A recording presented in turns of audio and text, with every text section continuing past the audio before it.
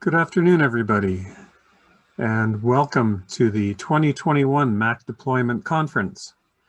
I would like to thank you all for coming out to this year's conference. This year we have the largest attendance ever, over 350 registrants. I think we have a great conference lined up and a great lineup of speakers. I am Maurice Chevalier, the chair of this year's conference and the host of the first session.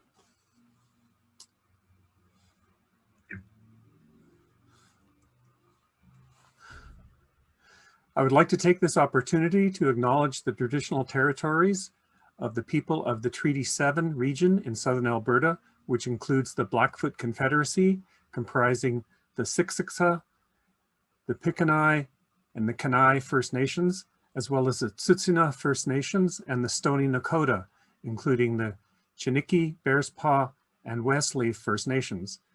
The city of Calgary is also home to the Métis Nation of Alberta, Region 3. I would like to also note that the University of Calgary is situated on land adjacent to where the Bow River meets the Elbow River, and the traditional Blackfoot name for this place is Mokinitsi, which is now called the City of Calgary.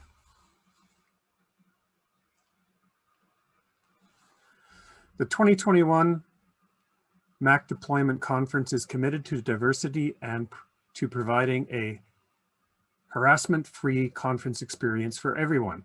In addition to the general University of Calgary policy linked on the webpage shown on the screen, we would like to take this opportunity to encourage all speakers and attendees to treat each other respectfully. All participants have a right to a safe and welcoming environment without distinction of any kind, such as gender, sexual orientation, age, religion, nationality, or social origin, or other status. Please do not share disrespectful, malicious, or sexually oriented items at this conference. If any issue arises, you should contact one of the conference committee members, myself, James, Min, or Anthony. If you're not comfortable approaching one of us, we have asked Monica to be an additional contact person in regards to this code. We encourage you to share one of these channels, keeping in mind our code of conduct and the code of the platform you're using.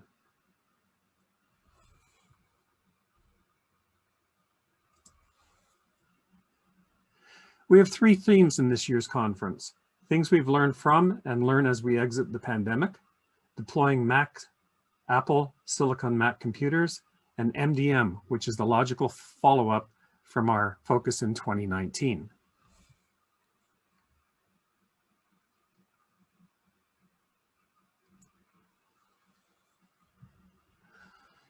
And here's the schedule that we have. As you can see, it's a fairly packed schedule. We will be going this afternoon from 1 o'clock to about 4 o'clock. And then this evening, we do have a social event. Tomorrow's sessions begin at 9 a.m. Mountain Standard Time, and they will go until noon. And then we have an evening session tomorrow, which starts at 7 p.m. and goes till about 9 p.m.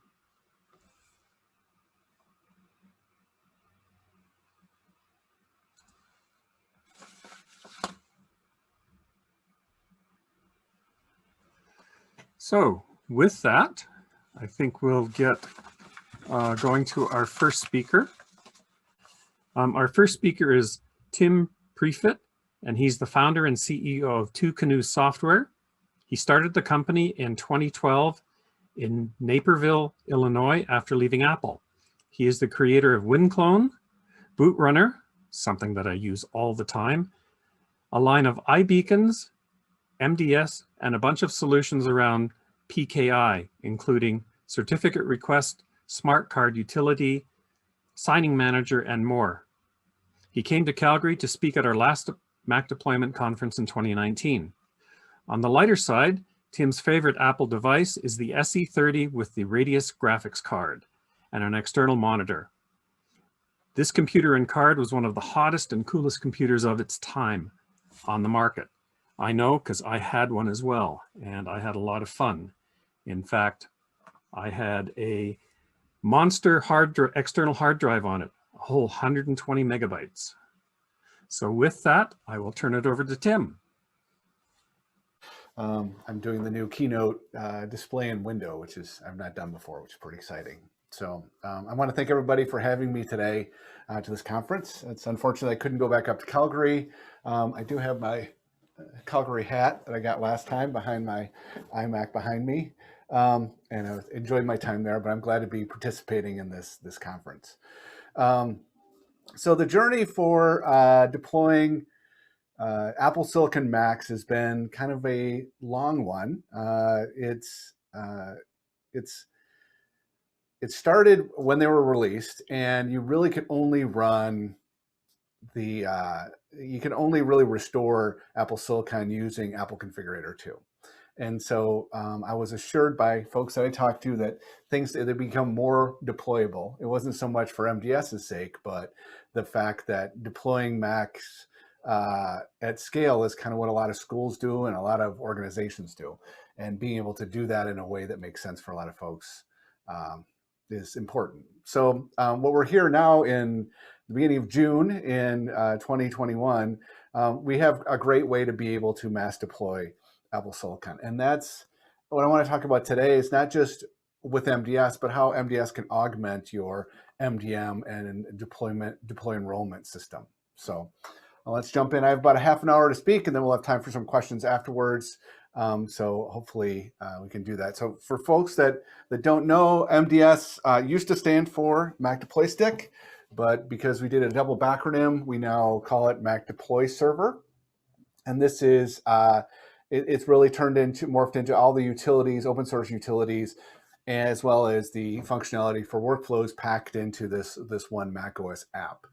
And this allows you to augment or use the built-in MDM server to be able to quickly deploy Macs. And that's really the whole idea behind it, is how can we deploy Macs as fast as possible? And by fast, and you'll see more as I get going, is that fast really means to minimize the amount of time the tech or the person deploying it is in front of the machine.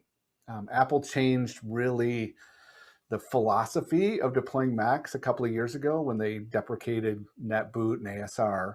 I guess deprecated is too nice a word. They got rid of those types of technologies. So really, it's important to use the macOS installer. So everything's surrounding that. So what we really want to do is minimize the amount of time that you take in front of the machine. So we got hit with this curveball. We got rid of ASR.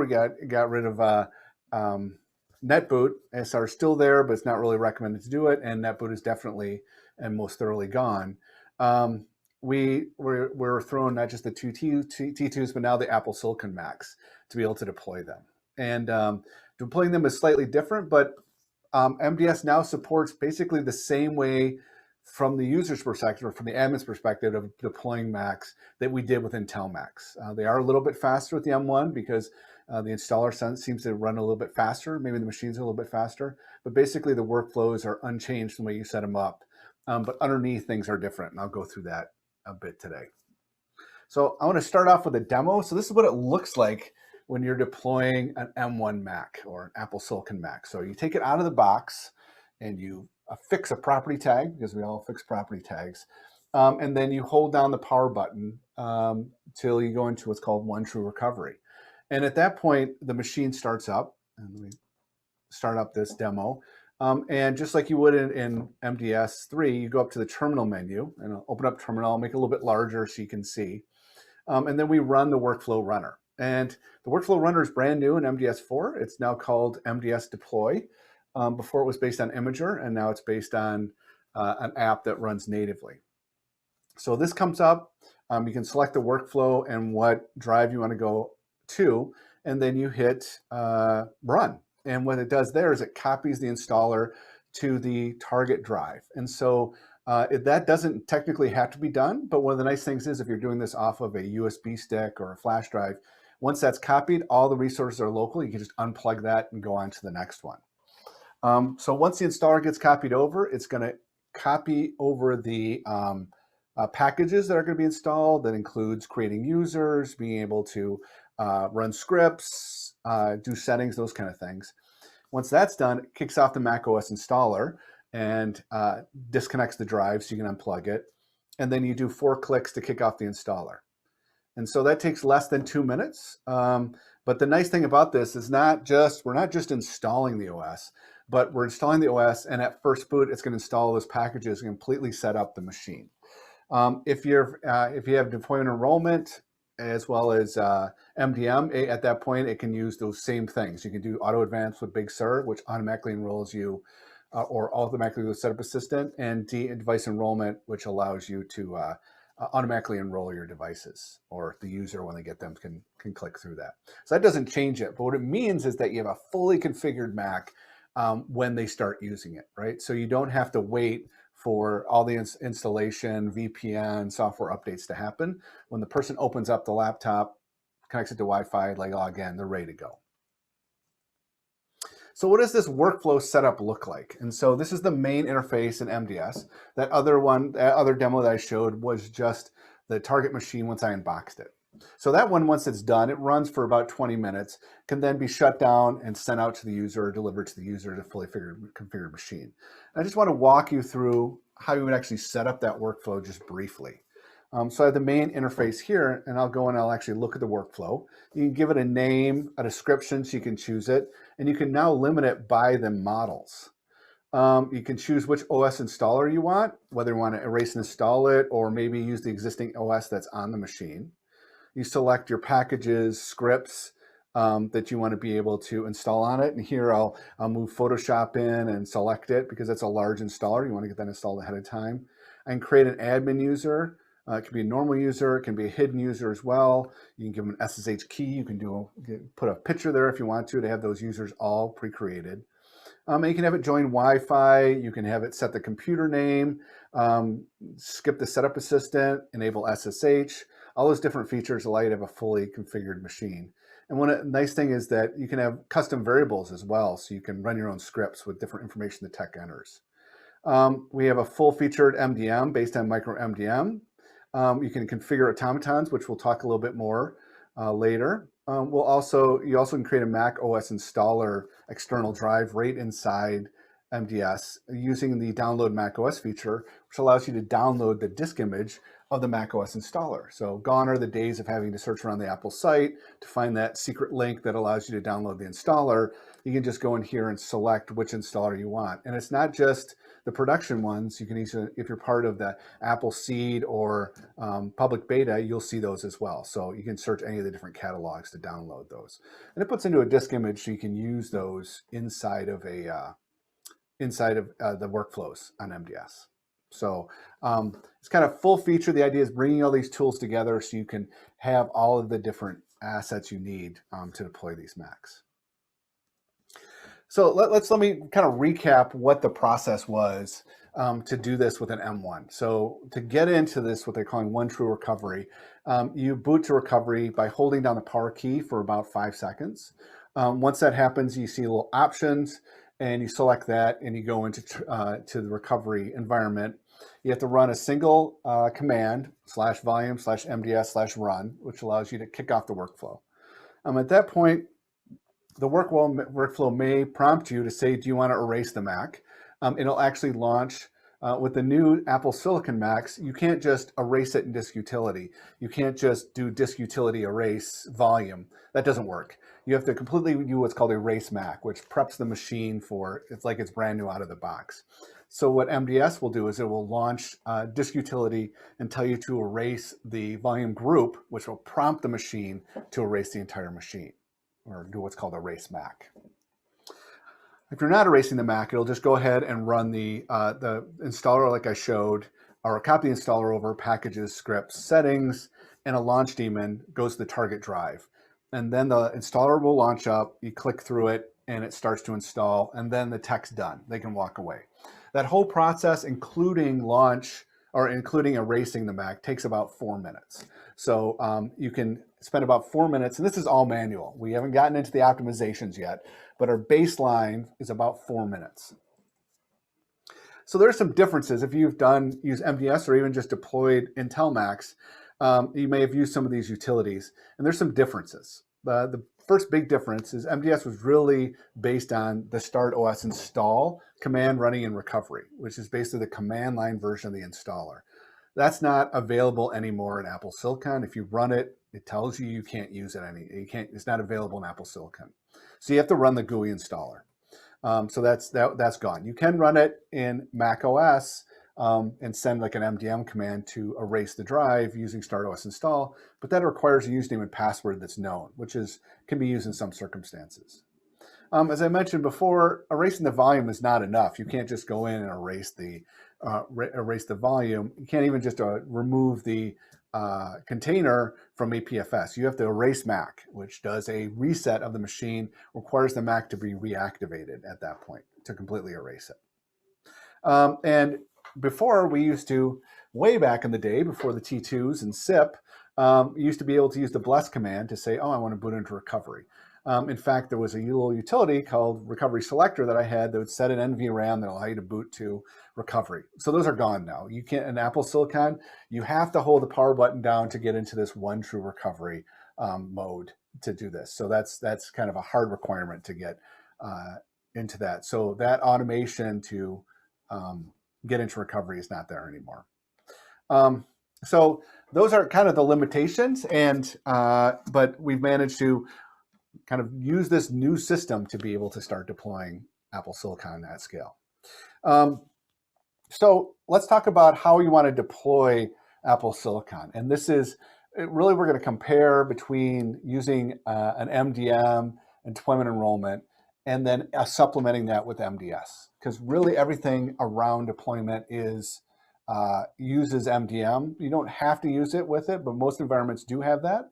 And really what using MDS does is allows you to get to a fully set up machine a lot faster. And that's really what the goal is. So kind of the idea is that what is a machine that's ready to be used? Does it mean when you buy it? Does it mean when IT puts a property sticker on it once they get it set up, or if it's delivered directly to the user, when the user turns it on, or when it's ready to go? And I define it as it's when it's ready to go. So you have a fully configured usable Mac. So you turn it on, you connect it to Wi-Fi, you log in, it's at the correct OS, you have the software that's required, all the settings and management's installed, and the user account so they can log in.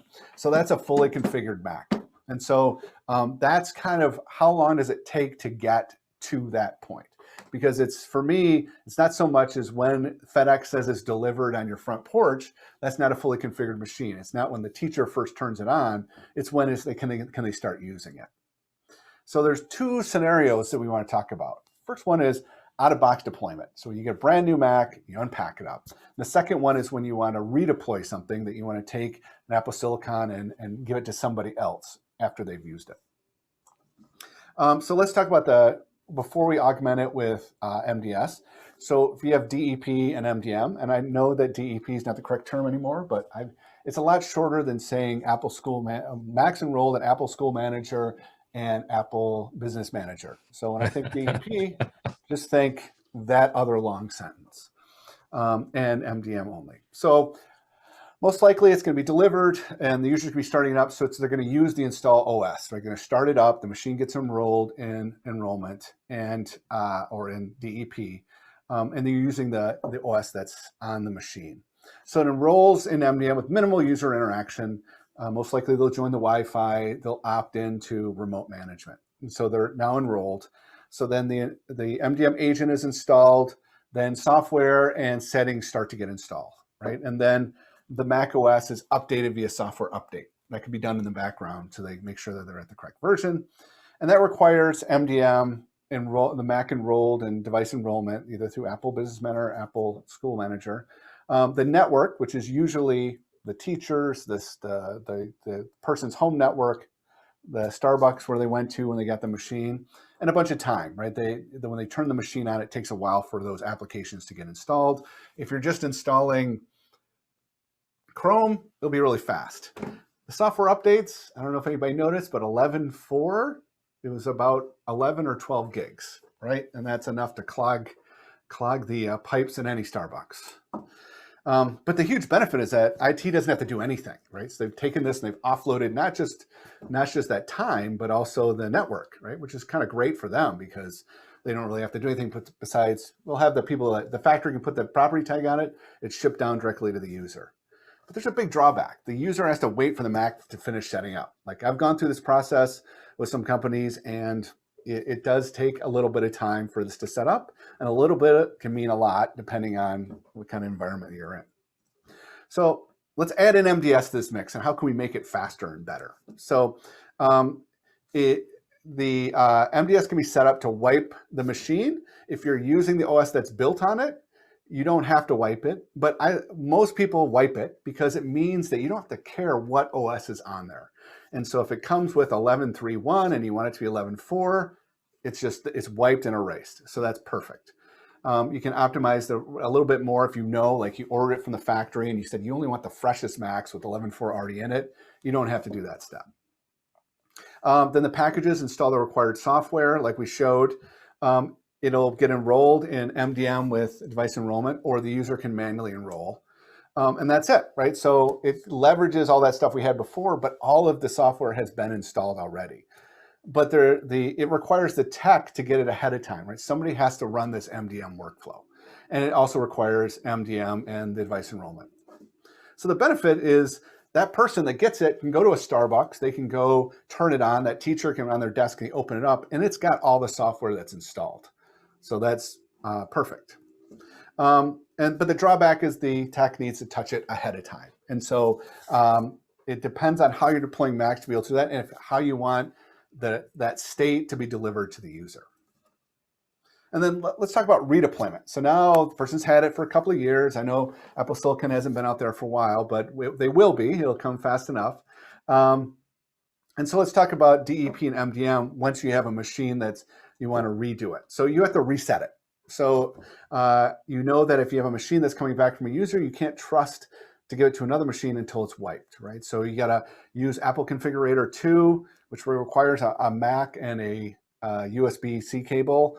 So it's really kind of a one-to-one to kick off. It is actually very fast, about 8 minutes to restore it using Apple Configurator 2, assuming you've already downloaded the OS.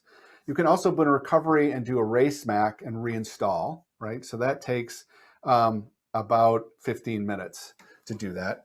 And you can also send the start OS command to a booted Mac, but that requires you to know an admin account and a secure token, and the Mac to be set up and on a network somewhere to be able to do it. So that's getting it back to that state to be redone again with DEP and MDM requires some planning ahead of time, and it doesn't really work well for machines that are just sent back to IT and they have to set up again and wipe them.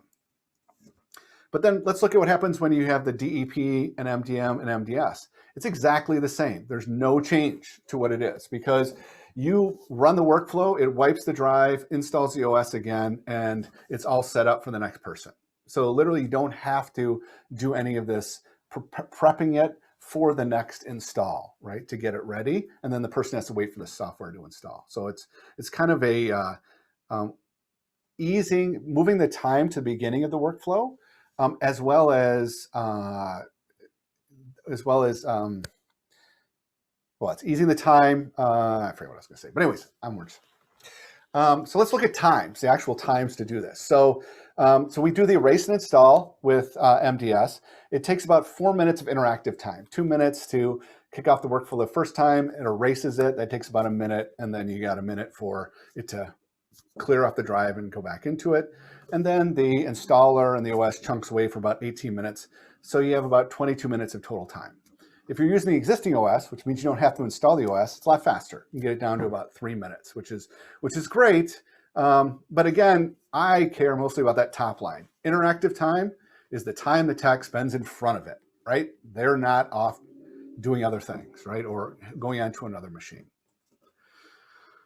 So then let's look at what we do is the MDM setup times. And I remind you that the idea of setup means it's completely set up, usable machine can log in, VPN in, the software update has been updated. So the user has to go through the setup assistant, which means they create the user account, they join a Wi-Fi, they opt into remote management, and then the agent gets installed. And that could be fast. It can be really slow too, depending on what your pipe is. And it might, if an application fails, it might be retried and it might have to be kicked off again with a ticket.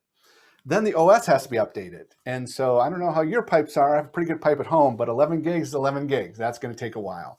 So that can take a while. You can contend that you don't have to have the OS updated, but I'll say as a good security professional, you should want to have the OS updated. So when you add in 1 to a lot plus 1 to a lot, I don't know how long it takes, right? It's not instantaneous. And as IT, you don't know that it's ready to go when they first get it. So that's really, if it doesn't matter to you how long it takes the person to set up, or you know they have good pipes, or you're gonna let it run, you're gonna go ahead of time, that's fine. You can just use those. But front loading everything with MDS and having it in a known state reduces the amount of tech time, and it reduces the amount of user time being able to set up all that stuff. So I said it takes 4 minutes, right, to do this. And that's just not acceptable to me. 4 minutes is way too long, because that means that somebody has to wait and they have to step through the array steps, reboot, step through the installer, and then they walk away. And who has 4 minutes, right? 4 minutes is a lot of time, especially when you add it, multiply it times 5,000 max. That's really difficult, or it's a lot of time. So we updated the MDS automaton, and I have one here. I'm very proud of this little device. Think of it as a little robot. It looks like a flash drive, but it's not. It's a little robot inside, a robot with a little teeny keyboard that only this robot can use, with a 3D printed case, as well as a USB cable. And so the process for doing this now, of setting up an M1 Mac, is you press the hold on the power button, because remember I said you can't get around that. Then you plug this in. You're done. That's the amount of time it takes. Then you move on to the next Mac. And what this does is this will walk through all the different steps that I showed that you manually walk through before, which is erasing the Mac, launching the installer, and stepping through the installer.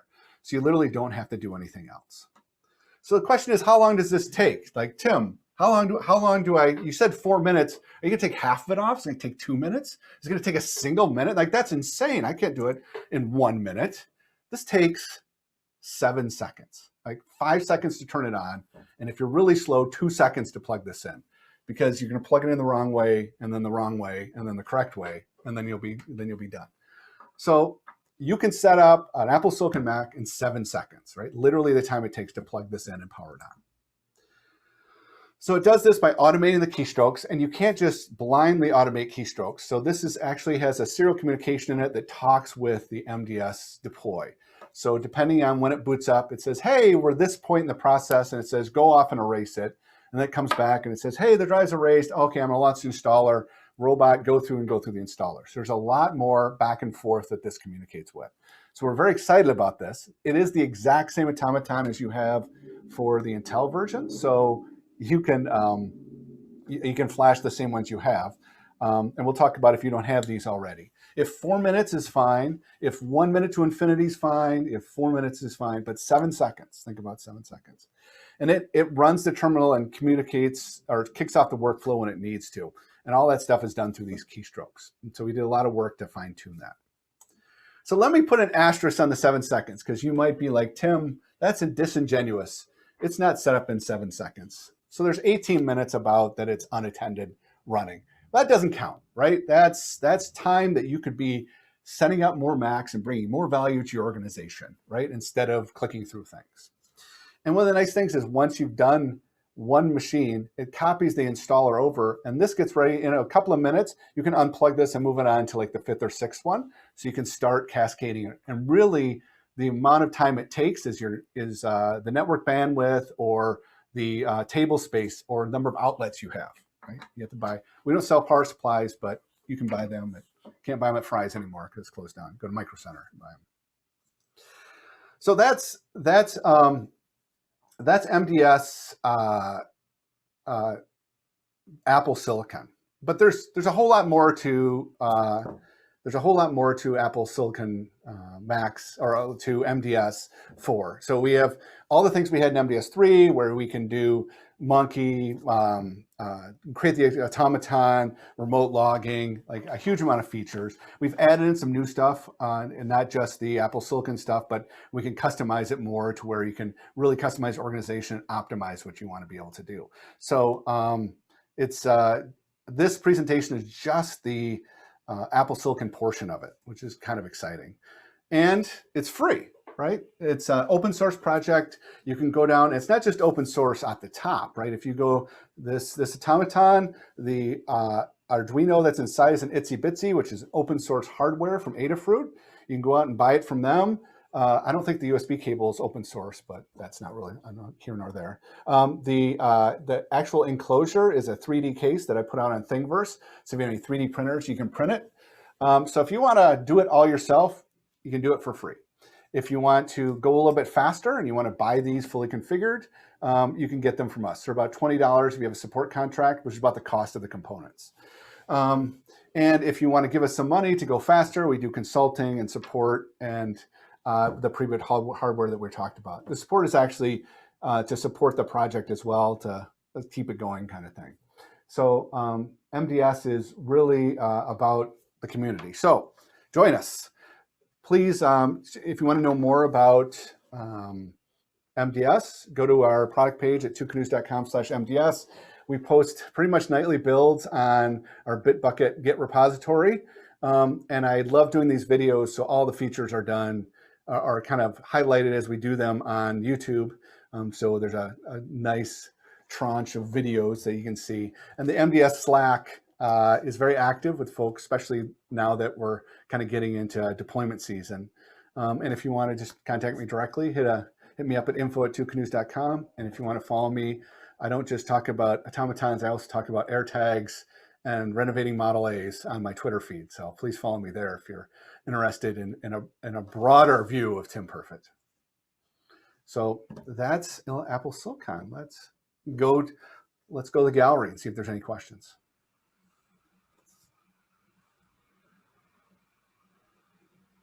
Okay. We have a couple of questions that were posted in the Q&As. The first one is, I don't see Chrome OS listed in automatons anymore. Has that feature been discontinued? Yes, we took that out because of the amount of updates that required for the different versions of Chrome OS and the number of people using it. It was very few people were using it. We only had like a couple of people using it, and it wasn't working that great because it didn't match for their Chrome OS. So we did remove that in MDS4. Okay. We have another question, which is, where does File Vault fall within the workflow?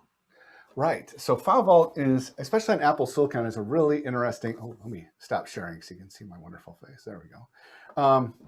So File Vault is similar to the erase Mac. So you have to erase it. You don't have to erase it if you know the username and password. But in terms of the MDS workflow, the automaton you can set to say this is a file vaulted machine. And what it does, instead of launching the workflow and then detecting if the drive needs to be erased, it just says, go ahead and erase the drive. So if you have a machine, if you have a bunch of machines that you know are all file vaulted, you can automate that. If you're not automating it, you just boot up to it, choose Erase Mac, reboot, and you're at that same place that you're ready to go. So we have that completely automated as well.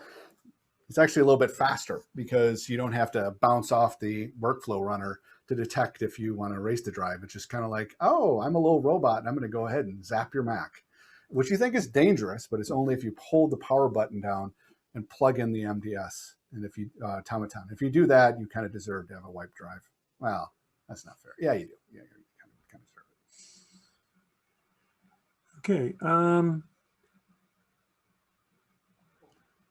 Is setting up Silicon M1 pretty much the same on MDS as Intel? In terms of what the tech does, yes. It'll look a little bit different on the screen, but in terms of setting up the workflows, we went through many iterations, and one of them was we thought we were going to have the user account and look it up with a script and all that kind of stuff. So the UI changed a whole bunch. And after it all boiled down, I went back in, I ripped all that out. It looks pretty much the same that you had before. And so it's nice. And we made sure that the same workflows that run on Apple Silicon will run on Intel. So like erasing the drive is very different, right? It's use disk util erase disk, or maybe it's remove volume, remove container on Intel, but on Apple Silicon, it's erase Mac. But the user just selects, or the admin just selects, I want to erase the disk, and the workflow takes care of all that stuff. So I was actually surprised. I went to do like the for this presentation, I was like, say the differences in the UI between the two, there just wasn't that many, but a ton of differences underneath. Okay. What is the current cost of the MDS4? It's free. It's free, but you can support the efforts by buying support or buying the hardware. The current support contracts are either $500 or $3,000, mainly depending on the size of your organization. So if you have tranches of money hanging around, you can do that. If you don't, your education customer that wants to be more value conscious, or if you want to do it all yourself. But I like doing this stuff. So a lot of it is just the fun stuff we do in the Slack channel to be able to hack automatons to automate this deployments. And one of the big things is just how fast can we get this process? I think 7 seconds is pretty good. 7 seconds isn't bad. I actually looked it up. There's a lot of different references to 7 seconds. There's a Netflix show. There's a punk band. There's a movie called 7 Seconds. And now we can add to that MDS deployment Apple Silicon. Okay.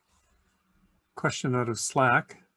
How is the software any different than using Mac Provisioner and DEP enrollment? I'm not sure about Mac Provisioner, but I am really excited to see people it's probably better to ask in the Slack channel how folks are seeing it differently. I'm kind of laser focused on making sure that MDS is the best product it possibly can be, not paying much attention to the other things. And we really do want it to work well with MDMs, so it's been tested with Mosel and Jamf and all the different kind of common MDMs. But it does allow you to, well, I guess maybe what our focus is really on optimizing that time up front. Right. I don't know if Mac Provisioner, last I knew Mac Provisioner it didn't work in Catalina. I don't know if it works on Big Sur. I haven't paid much attention. Okay. Do you have any tips for dealing with activation lock in MDS? We've inadvertently locked ourselves out more than a few times. Activation lock. Oh, you mean with the MDM feature?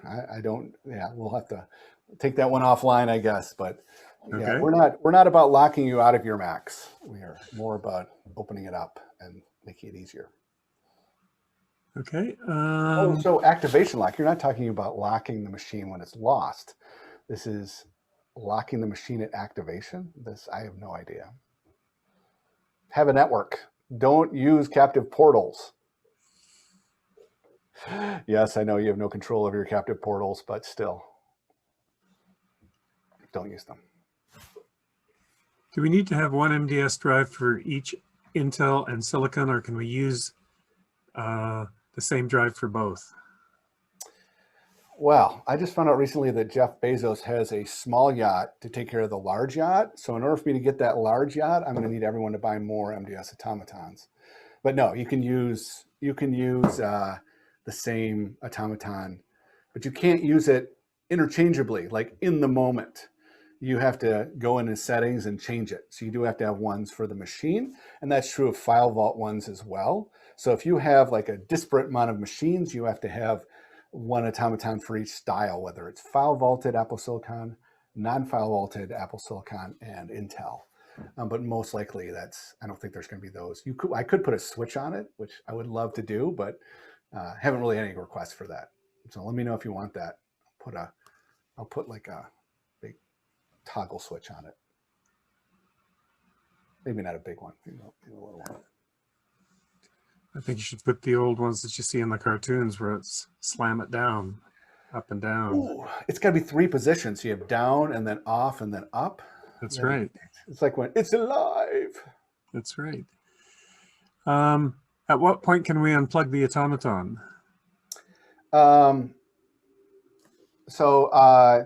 You on Intel, once the once the first reboot happens and you see the Apple logo come up, you can just pull out the automaton. For Apple Silicon, after it's done, you'll see in the bottom it says copy installer, and then it launches the installer. You can pull it out then, or if you just want consistency, at the first reboot. On any platform, the first time it reboots is you can unplug it.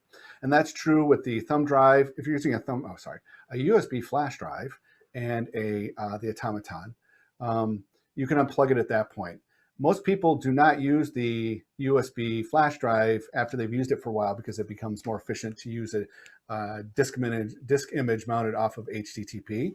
So if you have a local web server, which MDS includes or has a front end to, you don't have to plug in any USB drive for the resources. It's a little bit slower, but most people that are doing this have fast Ethernet that they plug into these machines anyways. And it's not going off to the cloud to grab it or going to Apple for the OS installer. It's going locally, so it can be really fast. So you can unplug all that stuff right as soon as it that first reboot, which is about 2 minutes. Okay. So that means that you do the first one, 7 seconds, you unpack, put the property tag in the next one, you plug the stuff in, do the next thing. And what we found, at least with Intel, and if anybody wants to buy me like 10 Apple Silicons, I'll do this testing for them. But the feedback that we've gotten is it takes about, by the time you get to the 5th machine, the first one you can hear it chime, and you can pull the stuff out and go on to the 6th one. But there's no legal reason you can't buy one automaton per Mac. It's allowed. Is there a USB-C option for the cable or only a micro B and USB-A? Yes. USB Type-C. When you buy from us, so we've thought about this. So this is like, what cable do you want to do? And you can get different cables for it. If you're going to buy a bunch of them, we can customize the cable if you want. People tend to buy the little dongle adapters that go onto it. They're really cheap now. They're like 99 cents versus the cables. It just hasn't been worth it. It's really nice to have that flexibility. So yeah, right now it's just the USB-A, just because it's you don't need a big dongle. You get the little ones that convert it. It's not really worth it. But if you buy a bunch of them, we can customize the cables for you. Or it's open source. You do it yourself. Okay. Well, I think we've exhausted all our questions. I'd like to thank you, Tim, for a really interesting and cool presentation. I think we got one more very pressing question. Oh, go ahead. What is it? Where is it?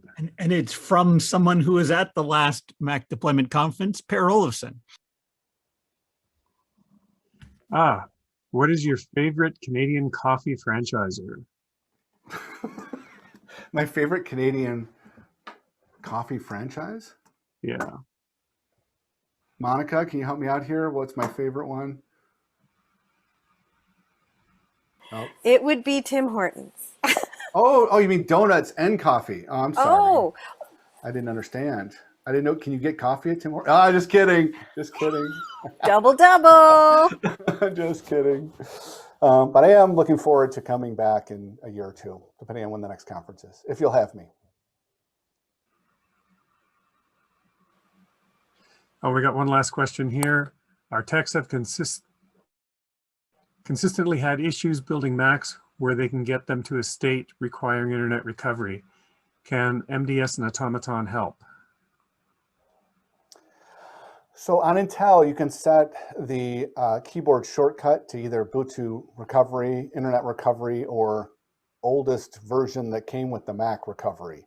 I myself find that to be less optimal for known speed times. And so every USB drive we have here has a Catalina and a Big Sur partition on it. And you get a Mac where it's just not booting up into recovery because it doesn't have recovery because whatever reason. Sometimes it's somebody did something weird with their Mac, deploy Studio, put it down, whatever. It's just not worth it. You boot it externally, you go into that recovery environment, you just do it. And that's really a one-off type thing. But like I said, you can boot into internet recovery with the automaton. It'll hold the key down, but it's literally a little robot holding the Command Option R for you. So if it doesn't work with Command Option R with you, it's not going to work for the little robot. But yeah, we've done that same thing. And the bigger issue is going backwards. Like if people's like, oh, I got all these Big Sur machines, I want to go back to Catalina. And Apple doesn't, the installers I don't think are not always well behaved or don't always work going backwards. So we recommend booting from the OS that's older or the same as the OS you're booting from. So it's more common, or at least from our testing, is that if you want to go from Big Sur to Catalina, just boot up in Catalina. And how do you do that? Well, external drive is the easiest way to do that. Okay, thank you very much again, Tim. Thank you. Oh, I didn't share my screen. Okay, I'm good. Thank you, everybody. And please join the Slack channel. Okay, our next speaker is Zarah Pearse. Zarah joined Ray & Company in 2017, where she supports the corporate, commercial, and real estate practice. She provides support for PaperCut MF. I may need to go and talk to you.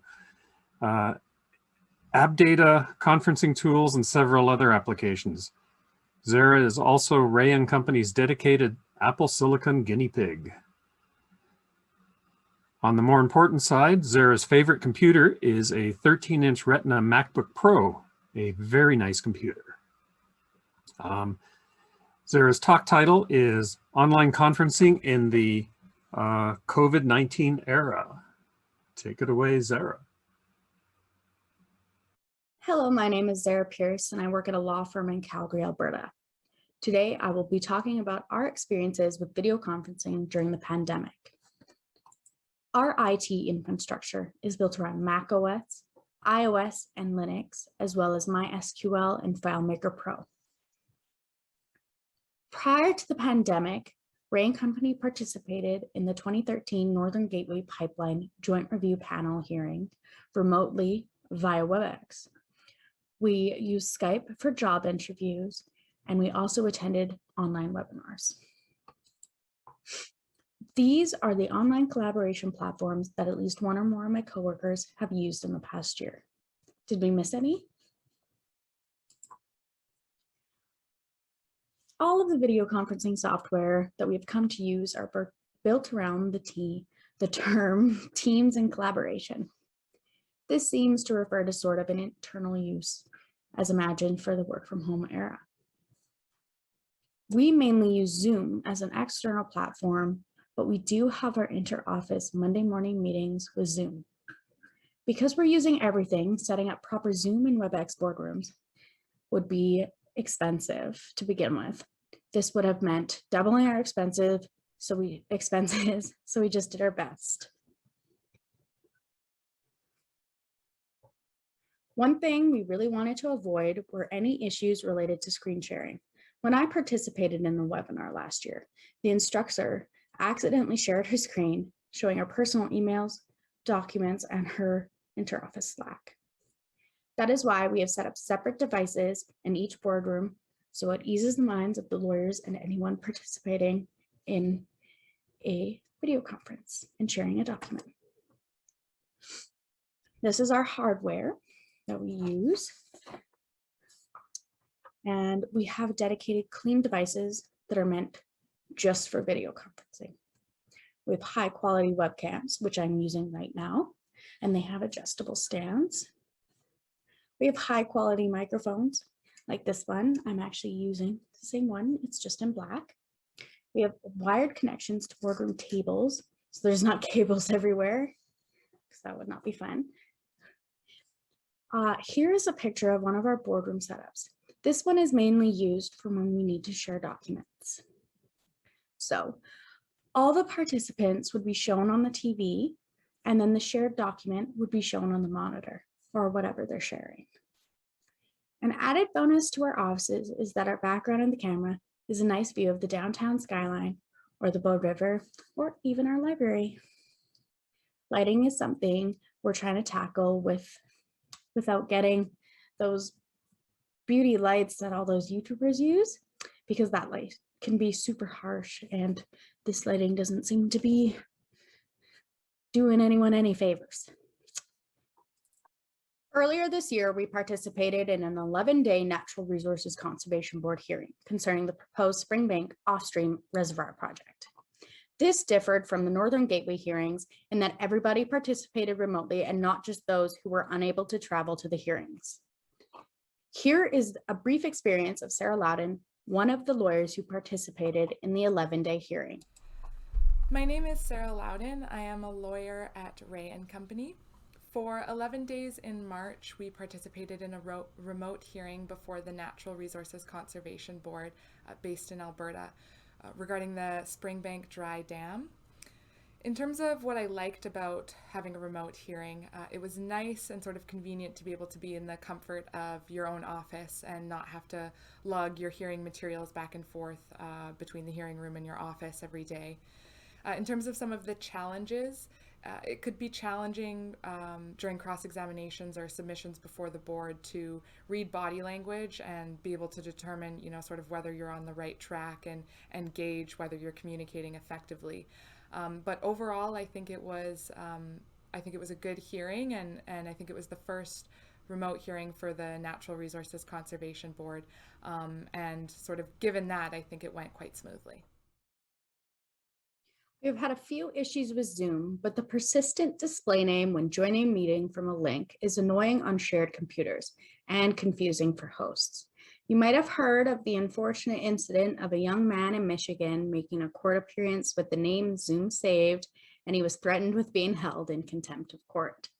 Although when we were using WebEx, occasionally there are audio and visual issues, but they are not too bad as you just have to exit the meeting and then rejoin.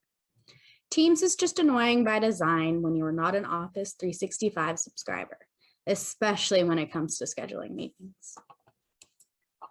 We have also hosted a webinar for Freehold Owners Association of Alberta's annual general meeting. The only frustration here was the only way in which Zoom licenses the webinar functionality.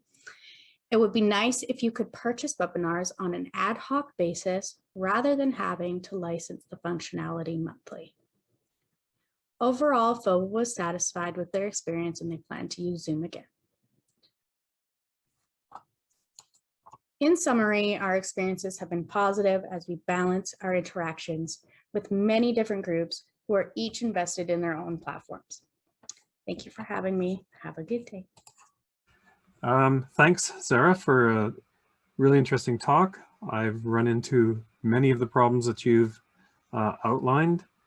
What I found myself is being a scout leader, working with the youngest kids, they seem to pick up the fastest on Zoom. We've had no problems running Zoom meetings with our 5 to 7-year-olds, unlike our older kids. I don't have any questions for you. We do have one from Anthony. Oh, He'd like to ask it live. go ahead, Anthony. I'd like to ask it live simply because I don't type so well. Zarah, one of the things I noticed when you talking about your setup and in talking with you prior to the conference was that you didn't already have dedicated Zoom rooms or anything like that. That this was a lot of setup of essentially using what you had. Can you maybe talk a little bit about your experience that way? Just used what we had. We just used what we had around the office and We bought cameras and microphones. we bought cameras and microphones to set up all the boardrooms and the library. The rooms were as we found them. The rooms were as we found them.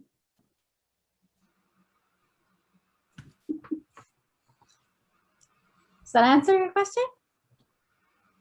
It does. I just thought it was creative how you put all those pieces together, and thanks to Trevor in the background for the prompting. Trevor is one of our MacDeployment regular meetup people, so thanks to both of you for bringing this to us this year.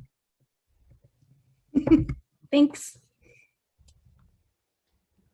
Yeah, one of the things I did when COVID looked to be imminent is I ran out and immediately bought a nice camera and one of the Snowball Blue mics, just so that I would be set up. And then I eventually went out and spent the enormous $12.50 and bought myself a green sheet to hang up behind me so that I have a green screen, which is really good when you're working with little kids. Okay. I guess we'll move on to our next speakers. We have a duo or a tag team speakers next of Adam, oh boy, Anklewicz and Nathan Beranger. Adam is the IT manager at the Leo Bake Day School. He helps teachers and students to be able to teach and learn in a digital world. He loves building community and helps organize MacBrained YYZ with Nathan, David, Brad, and Jim. He spends his time between Toronto and Whitestone, both of which are in Ontario, sometimes enjoying big city life and sometimes enjoying a nice view of the lake while being eaten by mosquitoes. Adam's favorite Mac was the LC475, which is going back a ways, the first computer he bought with his very own money, probably from his paper route or something. Nathan is a member of MacBrained YYZ, we'll get the correct pronunciation there, and currently works at the Globe and Mail as the IT service manager. He spends a lot of time on the Mac admin Slack. Feel free to give him a shout. And Nathan is always happy to try and help out any way he can. You can find him in the channel most times or via DM at @nberanger. Nathan's favorite Apple product is his Mac Mini, the first computer he bought. He was a little late in buying his first computer because he always had one from work, which a lot of us do have. Nathan's and Adam's talk is entitled, Take Your Event Virtual. Okay, take it away, Nathan and Adam. Hello, everyone. Thank you very much to everyone here for having Adam and I today. We've got a little talk about taking your event virtual. Similar to the last one, we're going to talk about different platforms you've used. If you have any questions, please feel free to ask them as we're going. We'd love to kind of like a discussion as much as possible. As I said, my name is Nathan Beranger. I'm the IT services manager at the Globe and Mail. You can find me at mberanger on Slack, quite often in the Toronto channel. And I'm Adam Anklewicz, and I'm the IT manager for the Leo Beck Day School. You can also find me on Slack as A. Anklewicz, and I also hang out in the Toronto channel quite often, and you can find me there. A few years back, Nathan, myself, and a few others started meetups for the Toronto Mac admin community. We affiliated ourselves with MacBrained and created the Toronto chapter, MacBrained YYZ. We were hosting quarterly meetups and then COVID hit. We started holding events online as of the 22nd of April, 2020. And I'm just going to move this over, whoop, just so I'm not staring off camera to read. So one of the big questions we had was what platform should we use? The discussion started with Zoom.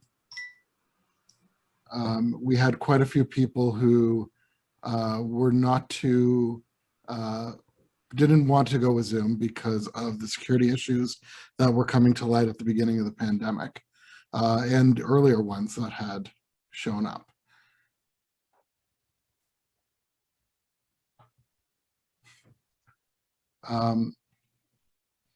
But instead we started with Google Meet. The advantage of Google Meet is that my school is a Google school. So we had an account and we were able to do that. One of the problems that we found with Google Meet was that often if you were in a different Google Workspace domain, so instead of my schools, if you were affiliated with a public school board, oftentimes they'll block out their staff from logging into other Google Workspace Google Meets. But it was free, which was a great feature. And it was lacking some features that Zoom had, but eventually it would catch up. They didn't have breakout rooms at first, and a few other classroom management features that weren't as necessary for our purposes on meeting up with the MacBrained YYZ stuff.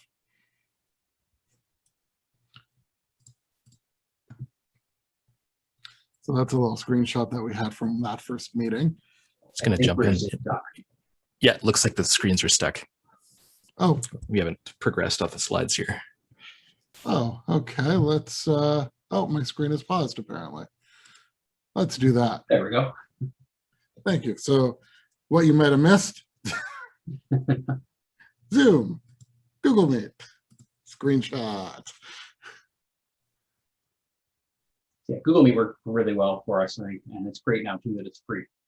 It wasn't at the time; you had to have a license, but now it's available. And then from Google Meet, the next meetup we decided to give FaceTime a try, and that one was quite interesting. Biggest hurdle with that was probably that you had to get everyone's Apple ID, so you had to invite them directly. You couldn't just provide a link and actually get that.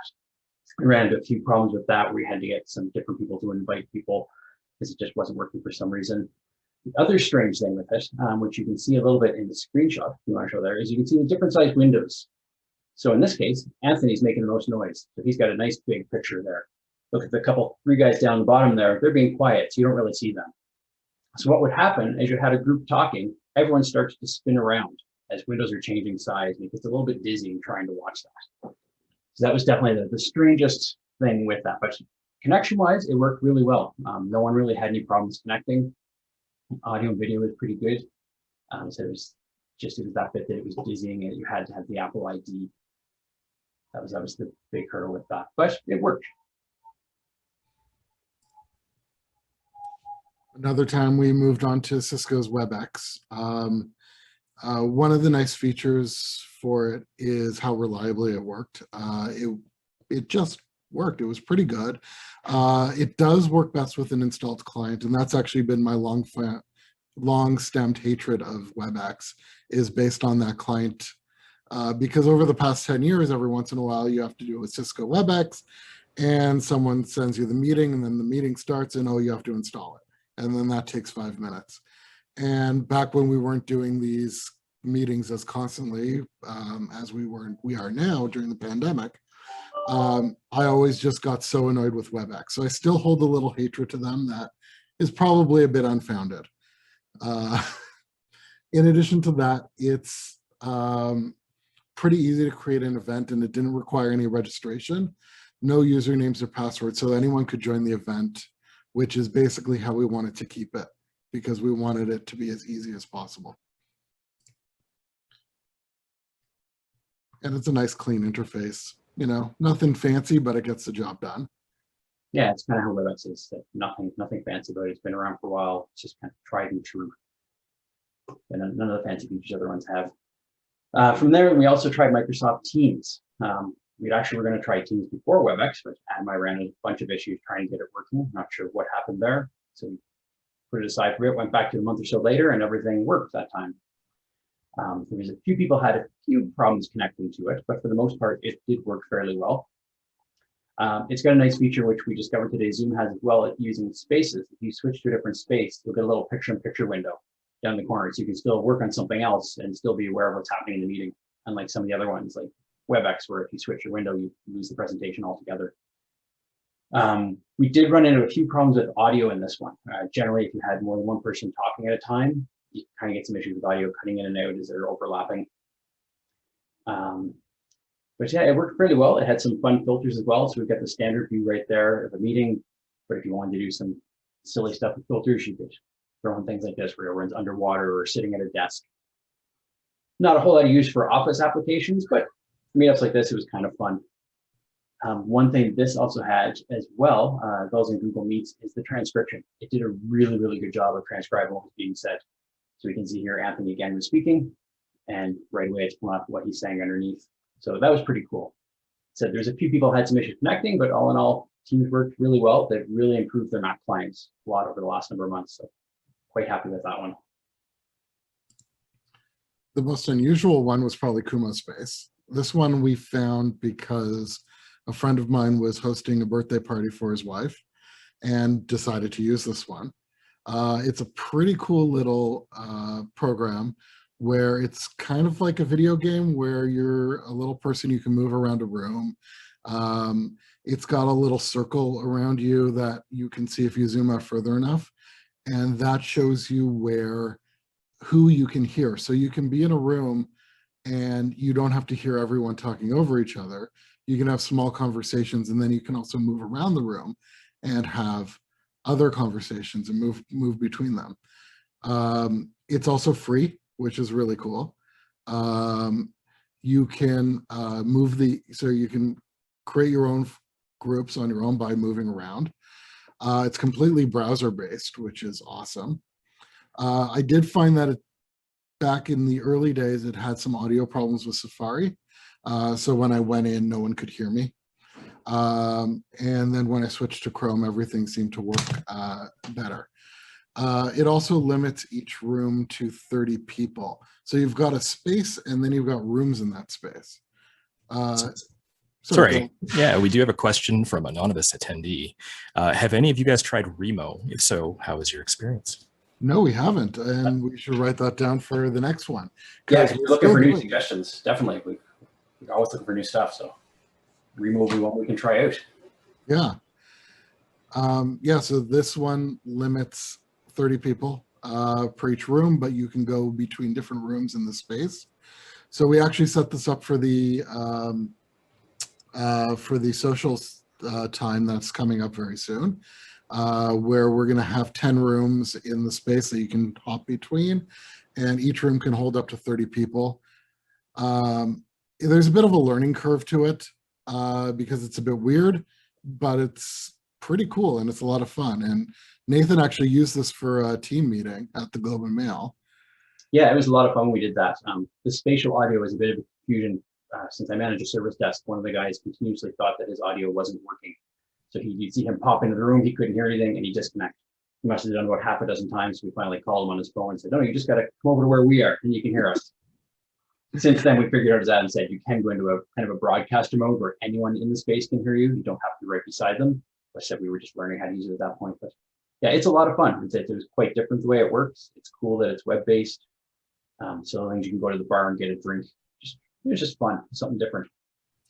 Yeah, you can see in the picture that Brian has a little drink icon there. So he went to get a drink, and there's some other rooms where there's food options as well. So you can go and have some pancakes at the diner. It's a weird little program, but it was a lot of fun, and we're going to play with it too. They do limit the number of rooms you can have in one space. They limit it at 8, which gets you to 240 people, if my math is right. But they also, if you just set up a meeting with them and ask them, they'll extend that. So we did that so that we can have up to 300 people if there's that many people here. And if not, we're fine.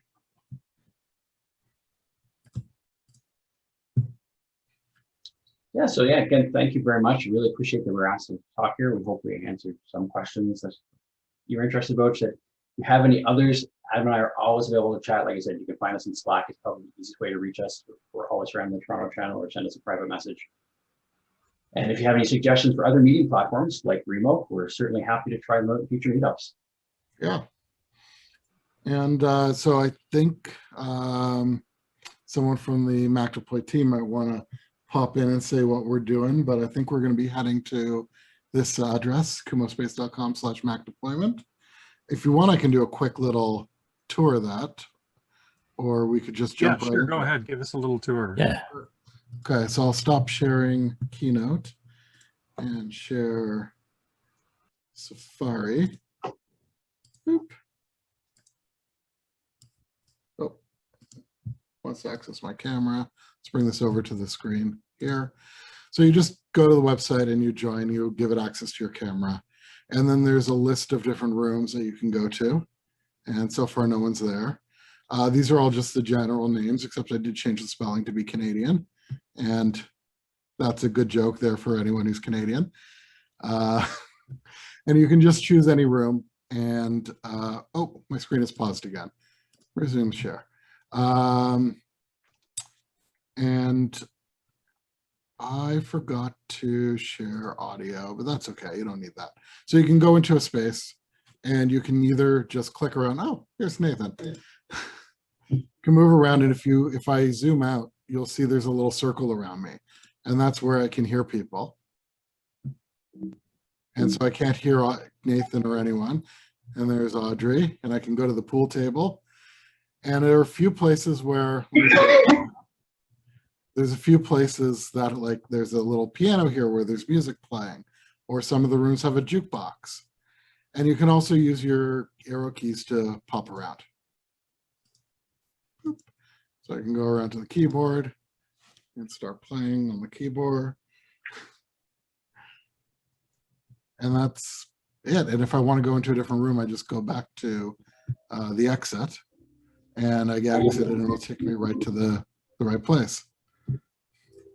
So we have a question here, not about Kumo Space, but about your MacBrain YYZ community. Autonomous and anonymous attendee asks, how do you keep your local Mac admins community active besides during video conferences?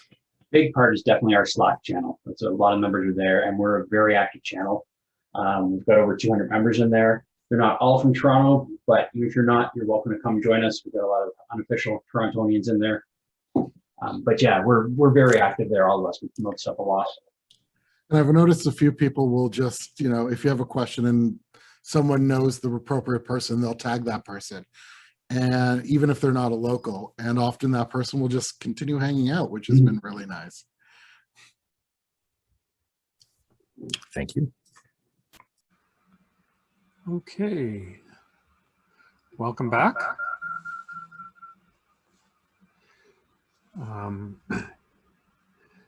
To the second half of the session. We have two more great speakers this afternoon, but before we get to that, I need to fix something I neglected earlier on, which is to recognize our conference sponsors. We have 3 sponsors this year, and they've all been longtime sponsors, and it's because of their sponsorship and their support that we can bring this conference to you this year at no charge. The University of Calgary is one of our sponsors, and they have been supporting us since the inception of this conference. And the conference committee has always been centered around people from various units across the campus. This year, Information Technology is providing the funding to support the online delivery of this conference. Second major sponsor that we have is JAMF. I don't think JAMF needs any introduction. They also have been a sponsor of this conference since 2014.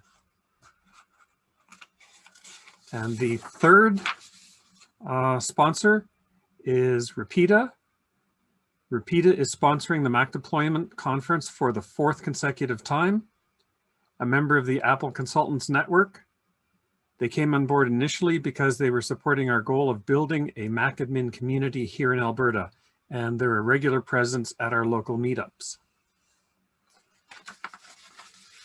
So I think we'll get to our next speaker. And our next speaker is Meg Ciliberti. Meg is a senior IT manager at Shopify, leading teams that provide specialized support, engineering impactful internal tools, and curate their extensive SaaS portfolio. Meg has been using Mac since OS 7. Ah, yes, I remember those days. And fondly remembers being teased for not having a cool PC. We all outlived that though, thank goodness. Prior to Shopify, Meg was at Apple for 11 years in a variety of different roles. Meg was also a speaker at our 2017 conference. Meg's favorite Mac is the 11-inch MacBook Air, a great little computer which I have played with and have used. And the only thing I found that was lacking in that computer was the hard drive, which I upgraded and had a great time with it after that. Meg's talk is entitled The Oh Shh Moment. And without further ado, here is Meg. Hey everyone. Before I get into my presentation and talk about what the oh shit moment is, I do want to say a really quick thank you to Anthony and the other conference organizers, as well as the university, for putting MacDeploy on again this year. This was the first conference I spoke at a few years ago, and I'm super happy to be back, and I'm really hoping that the next time we do this, we can actually be in person again. So with that being said, let me kick off my presentation. Okay, so for those of you that don't know me, hi, I'm Meg. I'm the Senior IT Manager at Shopify, and I've been here for about 4.5 years. I'm based in Toronto. I lead a couple of different teams within IT at Shopify. Our specialized IT support team focuses on providing support and maintenance for some of our most critical internal tools. Things like Okta, Jamf, Google Workspace, Help Desk, Slack, etc. Our IT acceleration team provides program management for some associated areas to that. Things like service desk management, software asset management, and identity access management. Our software portfolio team focuses on curating our internal tech stack. Prior to being at Shopify, I was with Apple for about 11 years in a couple of different roles, did a couple of different stints in Cupertino as well. And as a fun fact, because I know when we do conferences in person, that hallway track really allows us to connect to each other and get to know each other beyond the presentations we're making or wherever work we're sharing with each other.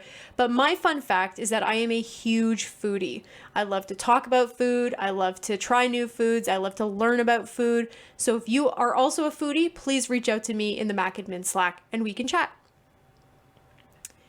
I'd like to start my presentation off by telling you a story about March 11th, 2020. Let me set the scene for you. It was the end of the day. Shopify in our 3 Toronto offices were beginning to head home. Maybe some were in the lounge having a beer, maybe some were playing ping pong. But what all of them had in common is that they were completely unaware that later that night, they would receive an email from our leadership letting us know that we needed to work from home immediately as of the next day. You see, cases in Toronto were on the rise, the risk of community spread was growing, and there was honestly still just a lot to be learned about this new thing called COVID-19. So to keep us and our families safe, our leadership made the decision to have us work from home for the foreseeable future immediately as of the next day.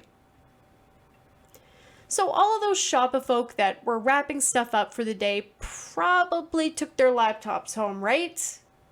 Right? Spoiler alert, they didn't. A lot of people had left our offices that day without taking their work laptops home. And so later that night, myself and another member of my team spun up a custom help desk workflow to dropship loaner machines from our vendor to those Shopify folk that had left their work laptops at work. When they would be able to head into an office again, maybe to pick up personal items or something, they could just simply leave those loaners on our help desk and we would get back to them when we were in the office next. In the days and weeks to come, all of Shopify, and honestly most of you in your companies as well, would be work from home for the foreseeable future. A few months after that, we would actually find out that we were going to become an entirely remote company. March 11th was the oh shit moment. At the time, 30% of Shopify was already remote. That means that 70% of the company who were used to working in offices now needed to adapt to this new way of working. Everything changed after this day. About the way we work as a company, the way we work as a team, how we look at our processes and our tooling, all of it needed an immediate focus on not just how do we do these things when we can't physically be together, but how do we do them well?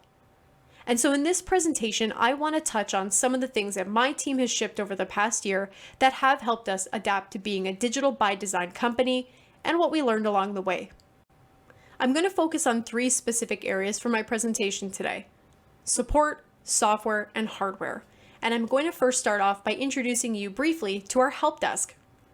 So in 2018, our team launched a project to create a new help desk experience at Shopify.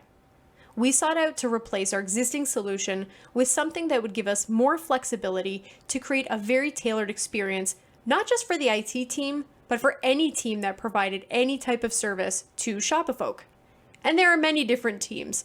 So some of the teams on this screen are teams that were on help desk before we went remote. Some of them switched to help desk when we went remote, especially teams like culinary, physical security, even our networking team. These are teams that may not have had a help desk presence had we not gone digital by design. To date, we have 149 unique service catalog items, all attached to these teams and the other teams that I did not show on the screen, that all provide a very unique experience for Shop-a-Folk, no matter what it is that they're requesting. A lot of them kick off additional automation into other tooling or other places, but it provides that one-stop shop for people to go when they need help. In the spring of 2020, we launched Helpmoji at Shopify. Many of you are familiar with or may already be using something like Zapier to emoji tag things in a tool like Slack and to push that to a ticketing system of some type. However, we just found that that didn't really scale well for us as we continued to grow, and we weren't really able to tag and trigger workflows from it the way that we were hoping. So we developed Helpmoji internally as a solution to this problem. Helpmoji does allow us to continue the same emoji tagging system that creates those interaction receipts that we had with Zapier, but it takes it a step further. It allows us to have an interactive prompt for the agent to provide more information via a DM for documentation purposes. This is done through our custom-built help desk app. It also allows for more robust data analysis with tagging. So teams that are using Helpmoji can begin to take that data and extrapolate it to determine things like average response time, time to resolution. And what's really cool is that Helpmoji has actually helped the teams that use it build cases for things like headcount, or have even helped them just simply identify pain points in their support workflows based on traffic. Lastly, Helpmoji allows us to trigger workflows to sequence different types of events. And one such workflow that was not going to be possible at all had we not created Helpmoji is our AppleCare Enterprise workflow. So this workflow that's on the screen looks a little complex, but I'll try to break it down and make it super simple. It handles 3 different things: an in-warranty repair, an out-of-warranty repair, and a software repair. If it's an out-of-warranty repair, what Helpmoji does is it pushes the request through our workflow, which will notify our IT logistics team assigned in our ACE group, and it'll also notify the original requester of the policy number and contact information they need to schedule an appointment to have AppleCare Enterprise support handle their repair. If it's an in-warranty repair, even better. It doesn't even need to interact with the IT team at all. It simply notifies the requester, gives them the contact information, and sets them up with everything they need to reach out to ACE. This workflow would not have been possible without Helpmoji. It is entirely automated, and it's such a great example of what we can do when we build internal tooling. Helpmoji looks like this. So this is just an average ping that pops into our Help IT channel in Slack. The little eye emoji, I think a lot of us probably use to tag something and let someone know we're looking at it. But the second emoji that's there, which is a little orange life raft, this is Helpmoji. So if a ping comes into a channel and that channel has been configured with Helpmoji, once an agent tags that request with that little emoji, it kicks off a whole process.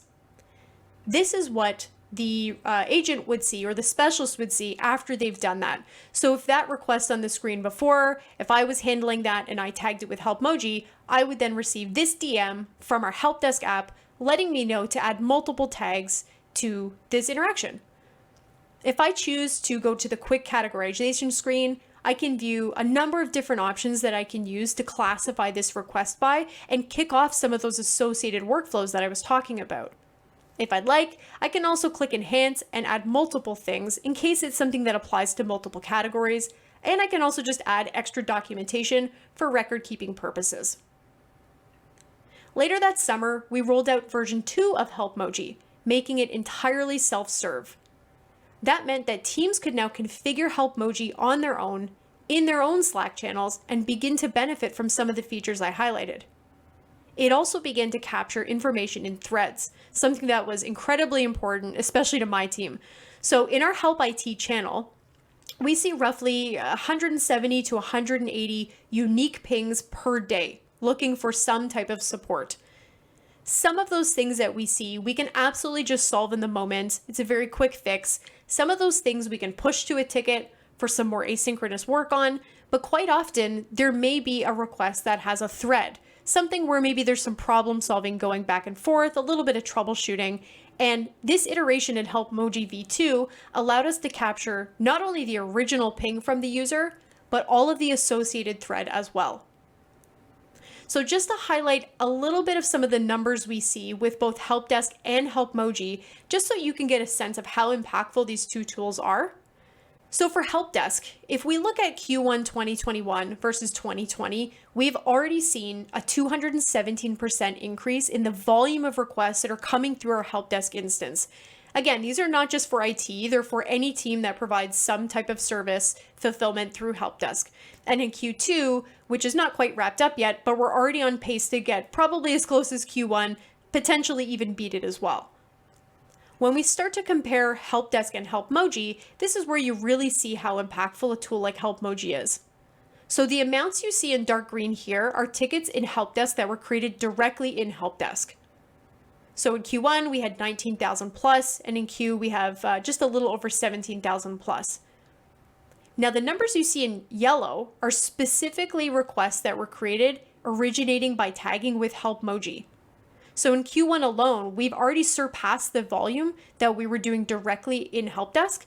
And again, in Q2, we're on pace to beat that as well. So for me, when I look at this data, it is a bit staggering, but I think what's really cool is this is showing us where our users want to get help. Clearly, they prefer to get help through a tool like Slack than through a traditional Help Desk portal like Help Desk. What's also really cool is that when we actually took a look at all of the data for Help Desk, the actual portal, year over year, there's actually a very slow growth percentage increase of people that are opting to choose to go to a portal versus, again, interacting with our teams or other teams in Slack. So again, it's just further highlighting that we really need to focus on building tools where users want to use them, which in our case for support is with Slack. So next I'll talk to you a little bit about software, and for that, I'll introduce you to Kepler. At the end of 2019, we launched Kepler. And Kepler is an internal software tracker. Essentially, it's a database of all the software that's used internally at Shopify. We wanted a SaaS management solution that wasn't just finance facing or IT facing. It wasn't just about finding opportunities to identify shadow IT or to recoup costs. It was really about building a trusted platform for users to identify the tooling that can help them be more productive and to get shit done. So what does Kepler do? It allows users to view a comprehensive list of approved and unapproved software at Shopify. This is important. Even though these are work-issued devices, we allow people to propose tooling that is for personal use. You want to go ahead and propose Steam, Minecraft, Spotify, whatever, go ahead and do it as long as it's proposed through Kepler first before installing. It allows users to learn valuable information around the security posture and functionality of a service. It lets them find out which team supports that tool and where to go for help if they need it. It also shows them approved data types. What type of information can be stored safely in this tool and what information cannot. And lastly, it lets users propose new tooling for use, but it also allows them propose new tooling if they'd like to sunset a tool as well. With Shopify being digital by design, we begin to see a very large increase in requests for types of tooling that were very clearly reflective of the loss of the office environment. One example is collaboration tooling. For example, with people unable to gather in person around a desk to do things like sprints or other working sessions, they were now looking to new tooling beyond what was already available and approved to help them replicate that in-person experience. In some cases, people wanted to utilize VR tooling to do the same thing. Software to replace the in-office whiteboards was a pretty big request as well. These are not things that people take for granted at Shopify. They are very much in use when we were in the offices, so that was a common request that we saw pop up again and again. And lastly, team building. With in-person events being on pause for just a little while and team members being even more just distributed than ever before, we saw a big increase in requests for different type of tooling to simply just allow people to have fun, but virtually. So with our procurement pathway, I'll provide you a little bit of a snippet on how it works. So Shopify can propose a new tool for review in Kepler. That then queues up the review for our software portfolio team in Help Desk. In Kepler, users will be able to see that a tool is under review and that the date that process kicked off. From there, once our software portfolio reviews the business case, they may opt to loop in stakeholders or even book a sync with the requester just to get a little bit more context on why they're requesting a tool. From there, the request flows to our continuous security team, who determines the overall risk of the app. And once that's approved, it then ends up with our procurement team and our legal team, depending on whether it's a paid app or if it needs some type of contract review. Our legal team also lets us know what approved data types are originating from this tool.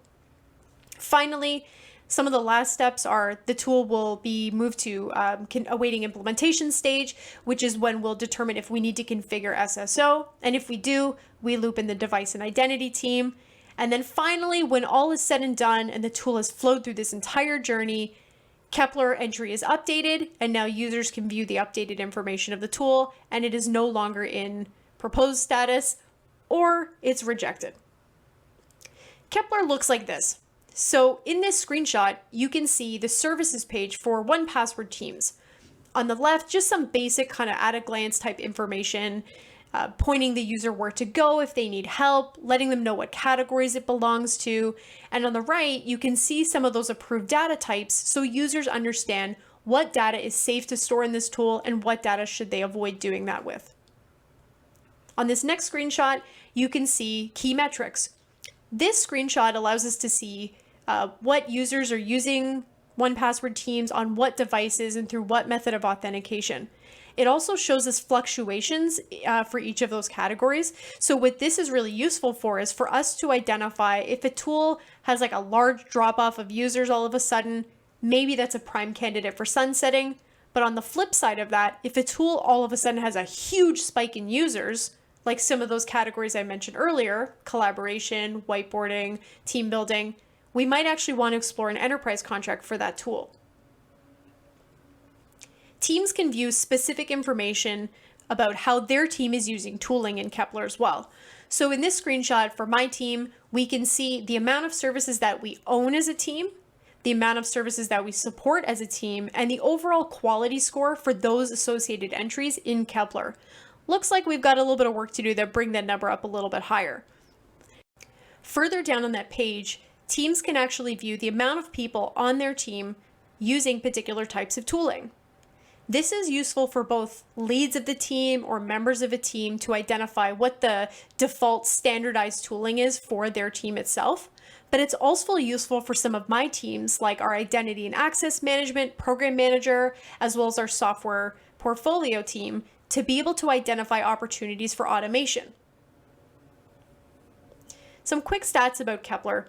So from its inception in November 2019 until now, we have just over 1,900 services that we've reviewed. Each individual requires human interaction, so that's quite a lot of services, with just over 1,300 of them approved for use at Shopify. And some other stats as well about services. The four numbers you see on the screen represent different points in time from when Kepler was launched at Shopify in 2019, all the way through 1 year into Digital by Design. Coolest numbers are actually on the right side of the screen. So 195 reflects the amount of requests we saw through Kepler from when we went remote in mid-March, on March 11th, to when we went permanent work from home, which was sometime in May.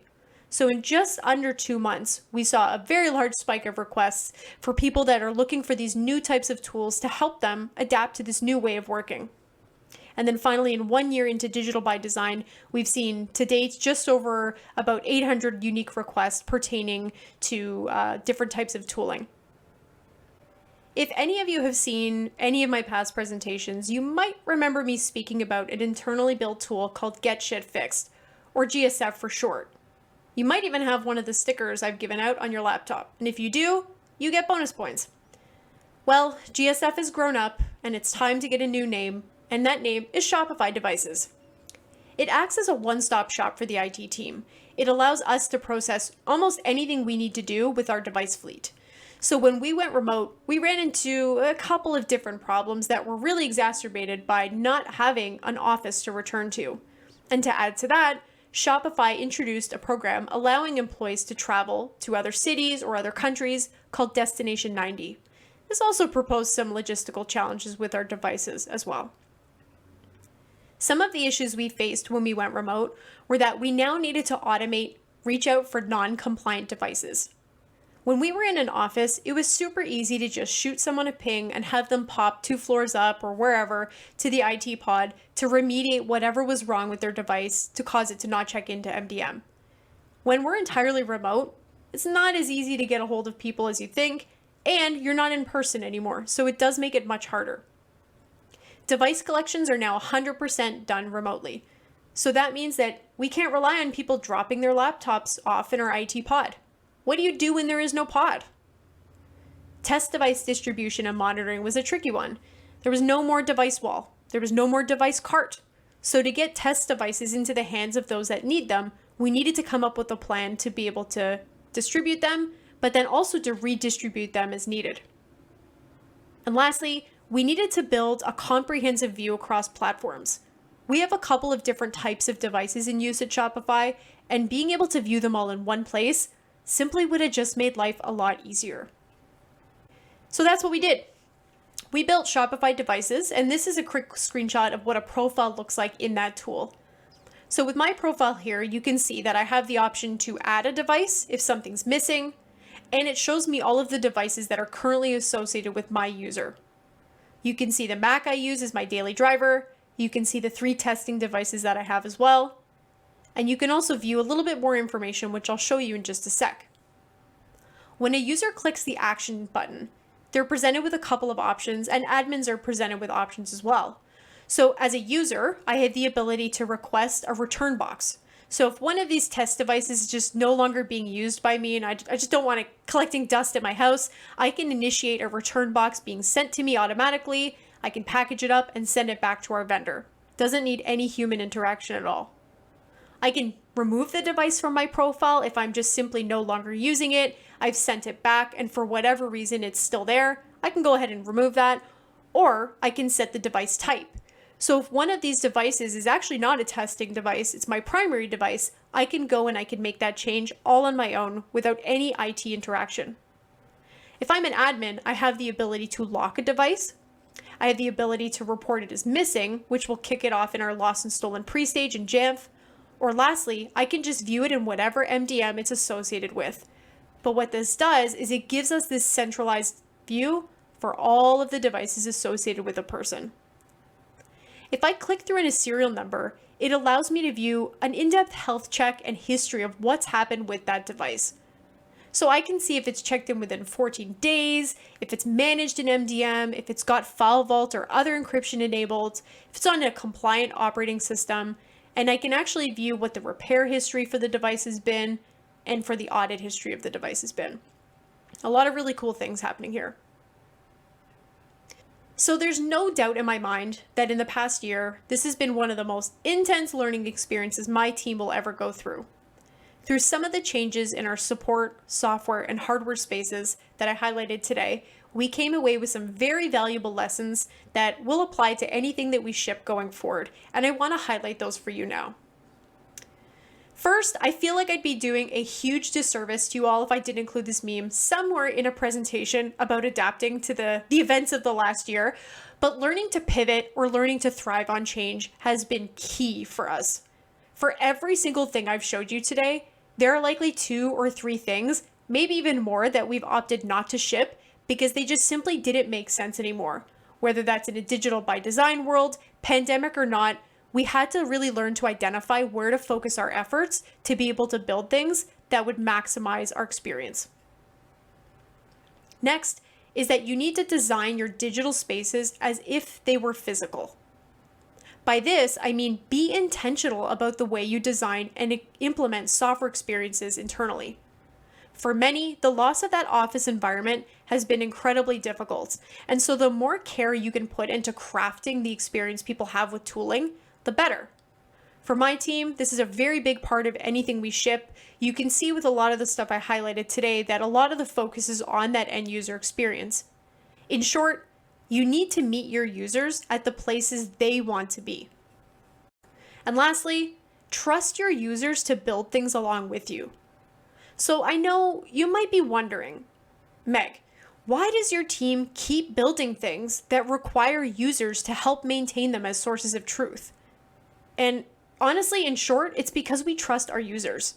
So at Shopify, we have a very big culture of acting like an owner. It's meant for us to build empathy with our merchants. It extends to things like cleaning up after yourself in a meeting room. And in our case, it's helping to maintain the systems that we've built for Shopify. We want to build with our users. We don't want to just build for them. And with that, I wrap up.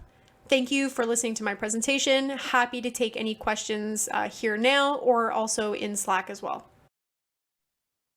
Thanks, Meg. That's great. I'm trying to start my video. It says I can't, just in case. Oh, there we go.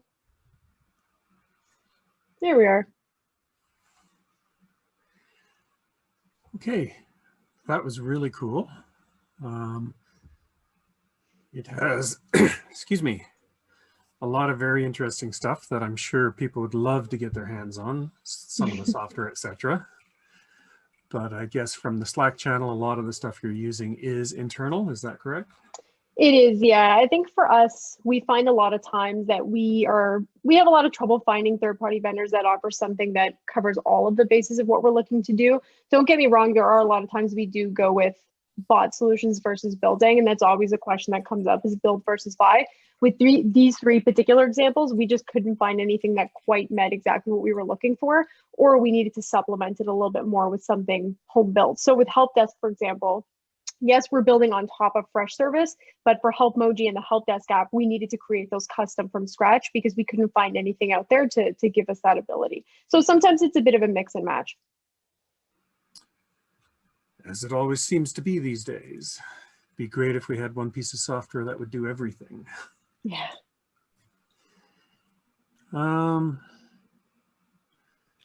Just reading my different channels here. Dan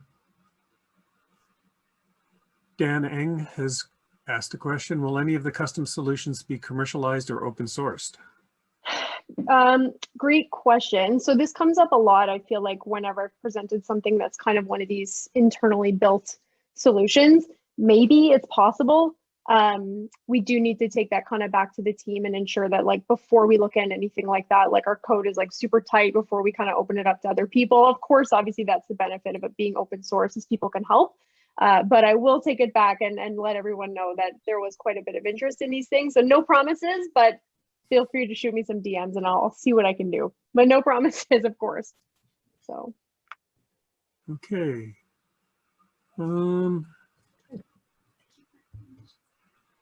Just looking for. I don't seem to see any other questions. Your presentation was really answered so many questions, I think, that people had. Sorry to jump in here, Maurice. We do have someone with their hand up in the participants chat. Alex Lazar at the very top. Is this a question about the developers? Does your team have dedicated developers, or do you work with other teams? Both.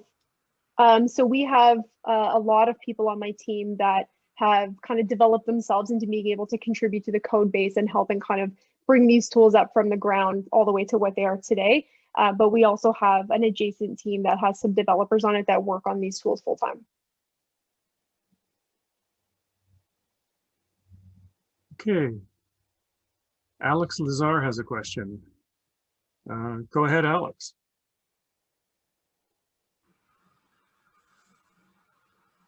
You have to unmute yourself, Alex.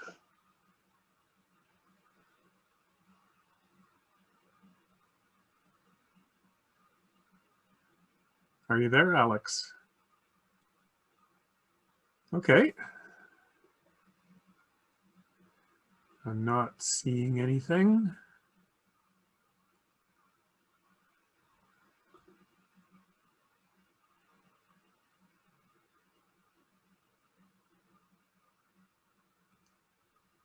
Okay, we have another one here from John Welch. How do you manage DR BCP with the custom solutions? John, can you elaborate what those acronyms mean?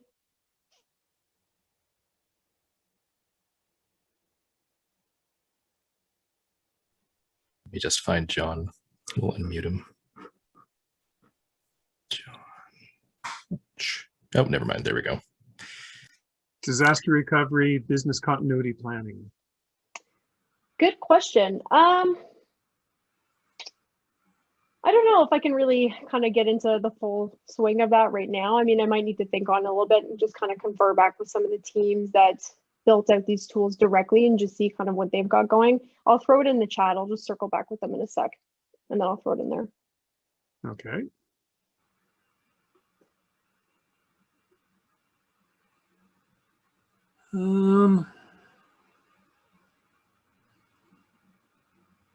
And I guess, any other questions before we close this session out? Okay, great. Thank you very much, Meg, for a very interesting talk. No worries. Thanks.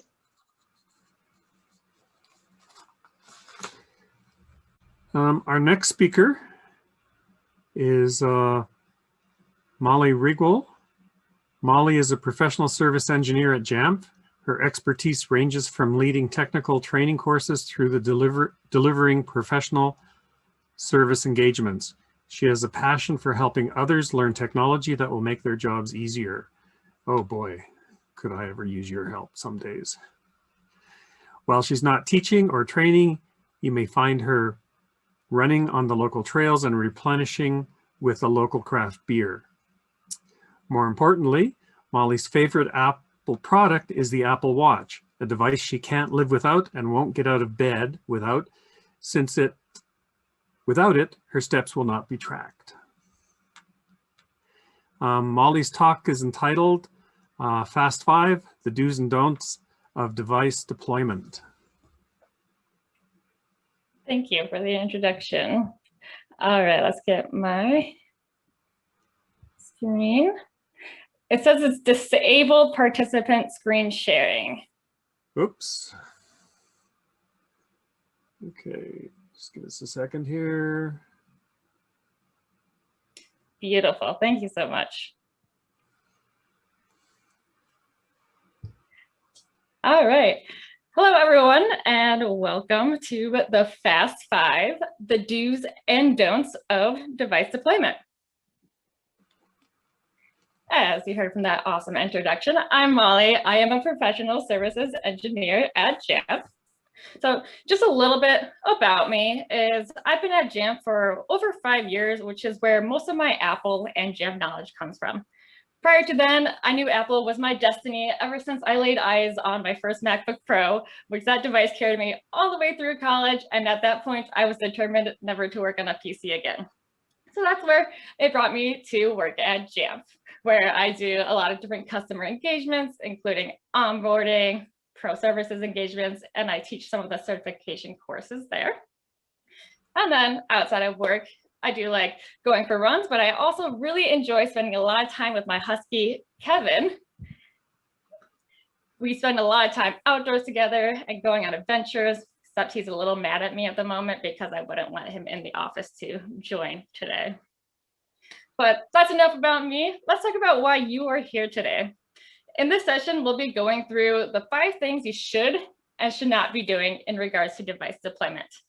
And after this session, you will have all the knowledge you need to knock your next deployment out of the park. So we'll start with the 5 things that you should be doing. The first thing we should be doing is enrolling into Apple School or Apple Business Manager. And some of you may be asking, what is this Apple School or Business Manager? Well, let me tell you. So Apple School Manager is a web-based portal for IT administrators that provides you a fast and streamlined way to deploy Apple devices in your organization. There are 2 main pieces in this portal. The first one is automated device enrollment. And this is what allows you to automatically enroll devices you have purchased from Apple or an authorized reseller into an MDM by simply just walking through the setup assistant. It's as easy as that. The second piece is volume purchasing, which allows you to purchase free or paid apps from the App Store and deploy them to your end users without requiring any Apple ID. That means no credentials from the end users is needed, which results in less user interaction and overall happier end users. So to recap with Apple Business and Apple School Manager, if you have that in place, from the time we purchase devices to the time the devices are in the hands of our end users, simply by walking through the setup assistant, devices will be managed and have the software they need. There is no step 3. It can be as easy as that.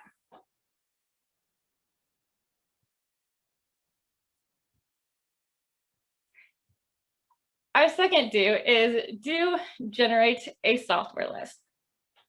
By figuring out what software the users need ahead of time, we'll empower the end users by giving them the technology they need to successfully perform their job.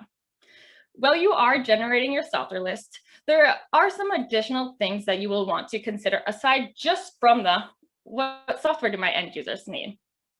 The first one being, have you ever installed a piece of software and received a prompt that looks like this?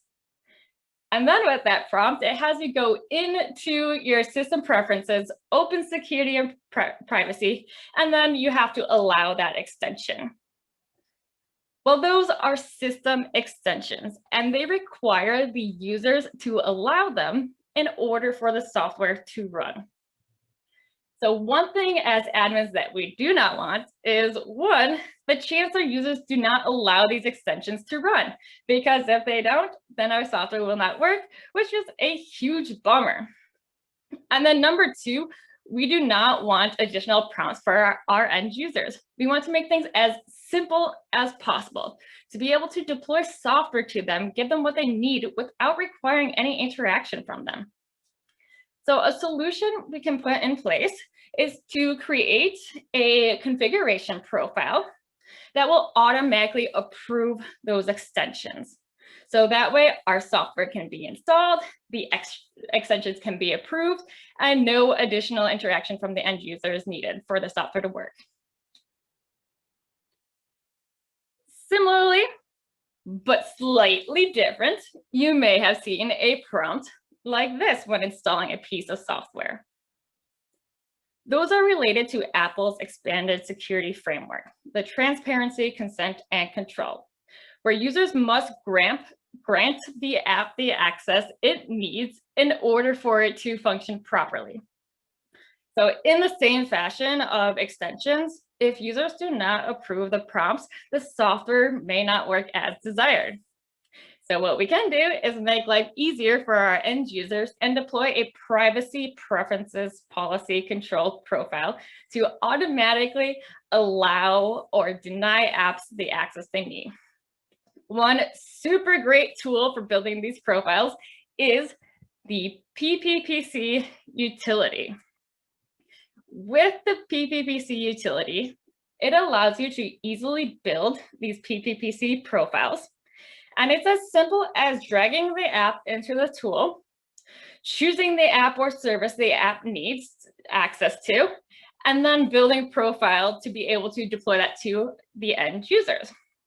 It's super simple, and that way we can deploy the app without having the app prompt the user for interaction. And if you're like, whoa, Molly, where do I find this awesome tool? That link down below, that jamf.it PPPC utility, will get you to that GitHub page where you can download the app. And even better, it's a free app. And then the last thing to consider with our software is the hardware we are deploying our software to, which will bring me to the next slide. Number 3 thing we should be doing is considering what type of hardware our end users are receiving. Are they using Macs with the traditional Intel processors, or do we have Apple's new M1 chip? As you may or may not know, Apple introduced computers with their own processor, which has been a huge breakthrough for the Mac. However, with these new processors comes new obstacles that we need to get through. One particularly big one is thinking back to the software we are deploying to our devices. Software, as it's been built for years on the Mac, has been built with the Intel processor in mind. But now software companies need to take into consideration of both the Intel processor and the M1 chip when it comes to creating their software. So depending on the software you are running, the developer may not yet have created their software to work with the M1 chip. So that piece of software is only usable on a Mac with an Intel processor. However, there is a solution where you can still run that piece of software on an M1 Mac, and that solution is Rosetta. So you can install Rosetta on your Macs, your M1 Macs, to make sure that any piece of software that was built with the Intel processor in mind can successfully run on your M1 Macs. If you are trying to install a piece of software that was just built for the Intel processor and Rosetta is not yet installed, your end users may receive a prompt like this to ask them to install Rosetta. However, as admins, we want to minimize the prompts our users are receiving because it is all about the end user experience. So at the bottom of the slide is a command that we can run on our end users' computers to install Rosetta. So we can put that in a script or run it as a remote command to make sure that Rosetta gets installed, our apps work, and to minimize the prompts our end users are receiving.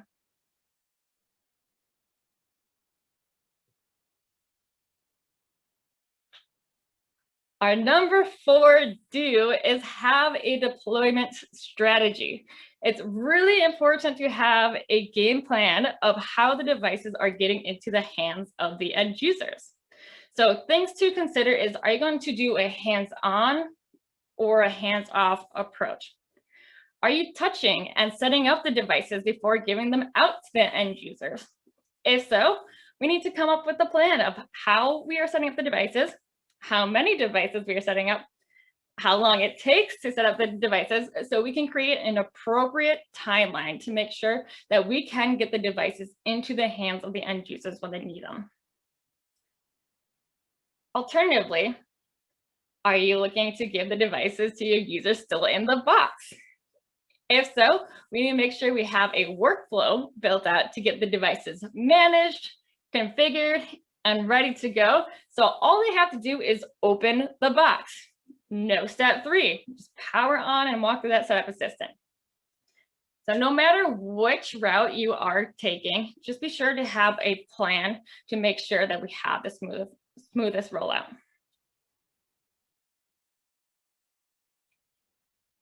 And then our 5th do is having our security requirements.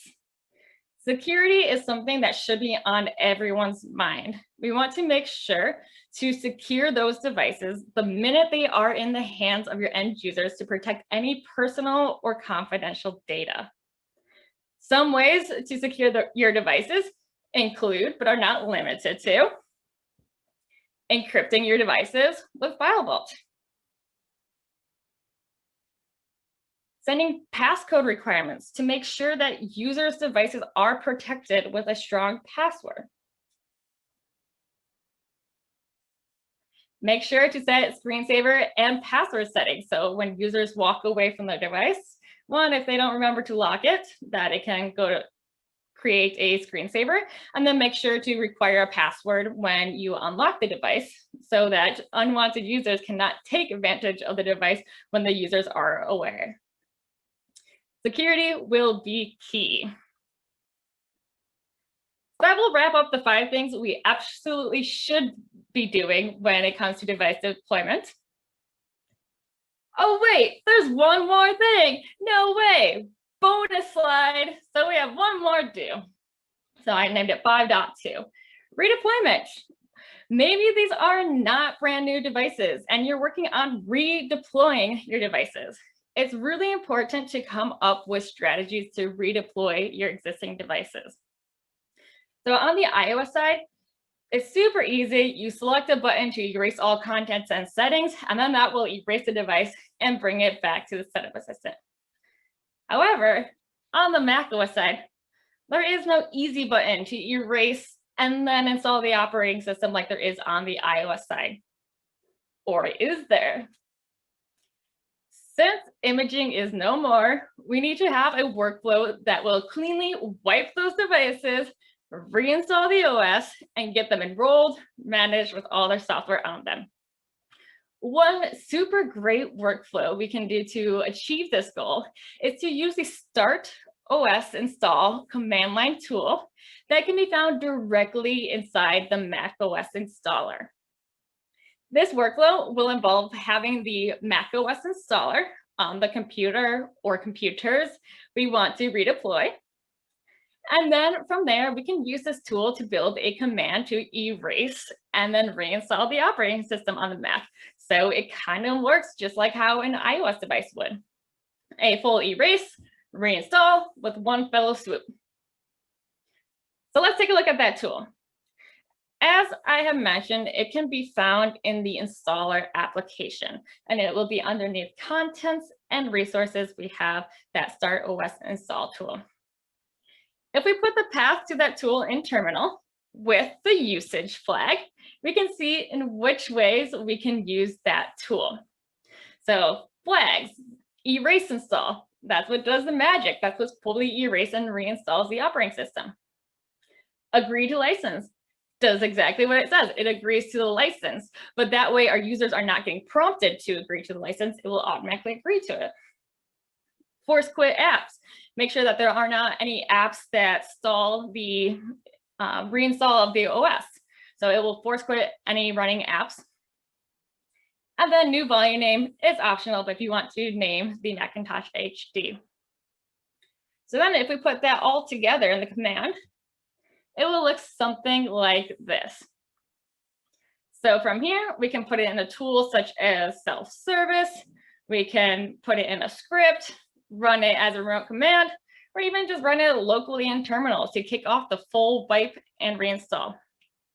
Then, as long as the device is in a pre-stage enrollment, when they go through the setup assistant, they will be enrolled, managed, and get all the software and settings from your MDM.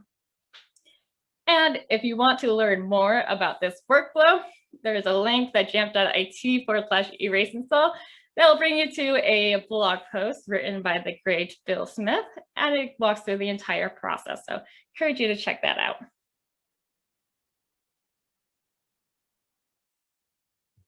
All right, now that will wrap up the do's. So now that we know what we should be doing in regards to device deployment, let's talk about what we should avoid to best prevent any roadblocks or hiccups in our deployment. So number thing we should avoid, so our first don't, is in regards to the VPP token. Do you manage multiple MDMs? Or perhaps are you in the process of moving from one MDM to another? One thing we want to avoid is having one VPP token and more than one MDM. If we have a VPP token that is in more than one MDM, each MDM is going to be fighting over ownership of the token. So then when it comes to deploying your apps, you may not see them install at all. Or even better, they may ask you for an Apple ID. And in both situations, these will cause areas of confusion because you're sitting there thinking, hey, don't I have VPP to take care of this? Why am I seeing this? And while you do, if the same token is in two different MDMs, the other MDM may be the one that's currently claiming the ownership. So let's talk about the solution. Inside of Apple Business or Apple School Manager, you can create new locations. Each location can have one VPP token. So once you create your new location, you can download the VPP token for that location and then upload it to the respective MDM. So now you should see your apps deploying with no issue.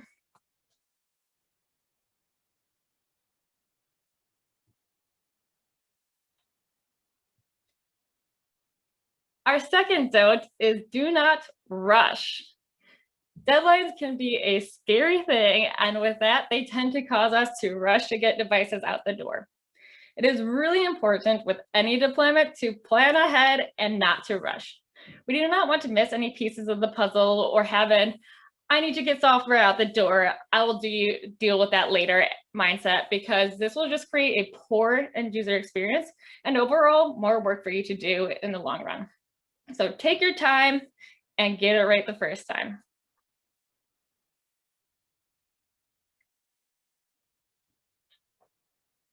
Number 3, don't. The third don't is don't control too much. As much as we want to lock down and secure our devices, we need to be conscious of how much we are taking away from our end users. We do not want to lock down our devices so much that it prevents the end users from doing their job or take away the experience of using their device. We also do not want our end users constantly creating help desk tickets because of this. Apple is all about giving the end users a great personal experience from device to device. So it is really important to find balance of your security and productivity, all while allowing end users to actually enjoy their Apple devices. It's all about that Apple experience.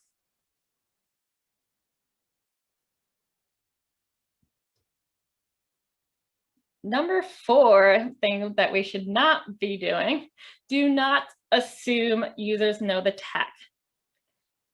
Apple does a really good job making their devices intuitive and user-friendly. However, that does not mean we should assume everyone's going to know how to use their device when it is first placed into their hands. Some basic training, such as device orientation, or even something as simple as putting a self-guided get to know your device ebook in self-service, will help avoid any potential frustration or discouragement for new Apple users and create the best end user experience when it comes to using their device. A little bit of training will go a long way.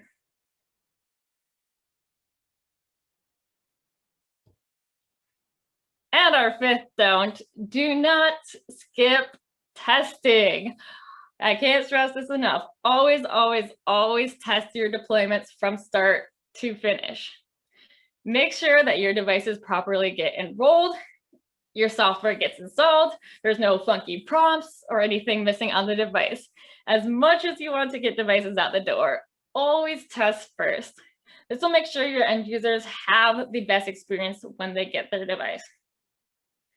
And then when it does come to testing, some of the best practices are to test among your different OS versions, so different operating system versions, and also different hardware, as one may differ from one another. Start with a small staging group, and then move to a bigger group to then prevent any potential larger downfalls. So hopefully you can see if there is any errors. You can see that first in the small group versus the large one. Test every update or change you make to your workflow, no matter how small the change was. And lastly, get someone else to test their workflows. Sometimes as we are building workflows and testing them, we tend to get stuck in the same mindset and in the process, or in the same flow as well. So we can get someone else to test our workflow, and then they may bring new ideas that we did not think of that could possibly make your current workflow even more efficient. Teamwork makes the dream work.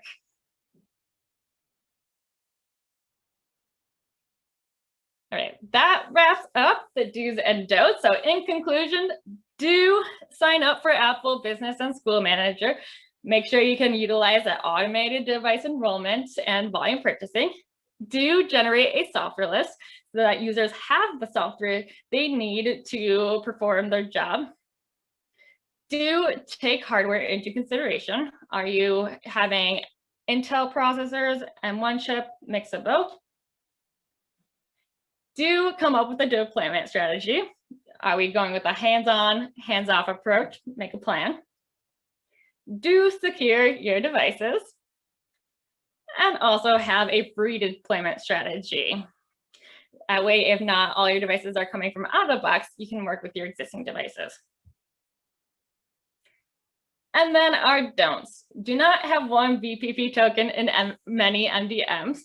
Make sure we create different locations in Apple Business or Apple School Manager to have a BPP token per MDM. Do not rush. Take your time, build out workflows. Do not control too much. Make sure that users can still enjoy their devices. Do not assume users know the tech. Some small training will go a long way. And then do not forget to test. Thank you all so much for joining today. I have confidence that you will knock your next deployment out of the park. I will take any questions. Okay, we have quite a few questions that have come up during your talk. So I'll just start working down the list. Mike Oliva, is there any reason to not just scope installing Rosetta to all our M1 Macs? I would say no, and if I do find a reason, I could tell you outside, but there's no reason not to. It's not going to negatively affect those Macs, but I would try to determine between Rosetta and Intel, between which ones you install it on. Okay. Next question is from, oops, there we go. Lauren from Slack. How would one download the Rosetta installer, the Rosetta 2 installer for offline MDS installation? That is a great question. And I do not know the answer to that, but I would love to take your contact information and I can find out and get back to you. Okay. Or you can chat me in Slack at Molly Rigual.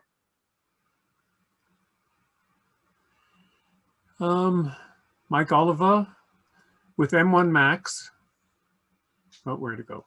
With M1 Max, do you need to provide a user and password to use Start OS install?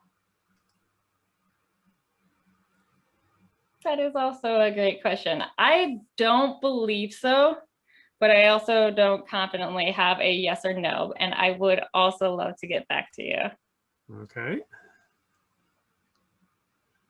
Let's just stump the band.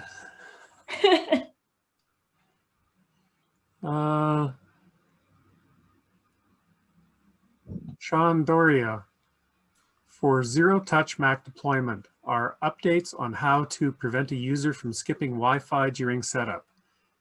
We have been seeing this in about 2 to 3% of our deployments and is frustrating. It is frustrating, and unfortunately, there is not a good answer. You can, on Macs at least, users can bypass Wi-Fi, and there's no way to force them to join Wi-Fi. On iOS you can, but on macOS you can't. So I would say no updates on that. Try to get them running or enrolled after. Okay. This is from Gabe Stir in Slack.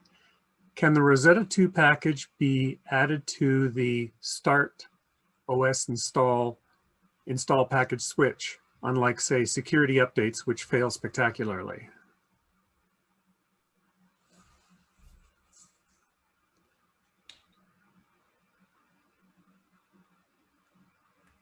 Okay, sorry, I'm just rereading the question to understand it. Yeah.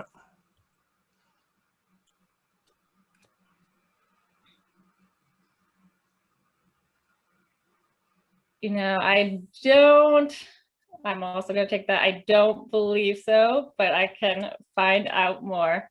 You all give me plenty to research and answers that I would love to give. Sorry to interrupt here. Molly, how did you want people to contact you? You can great question. You can contact me. I will put in the chat my email, or if easier, Molly Rigual at the Mac Admin Slack works as well. So I'll have both of that available. Thank you.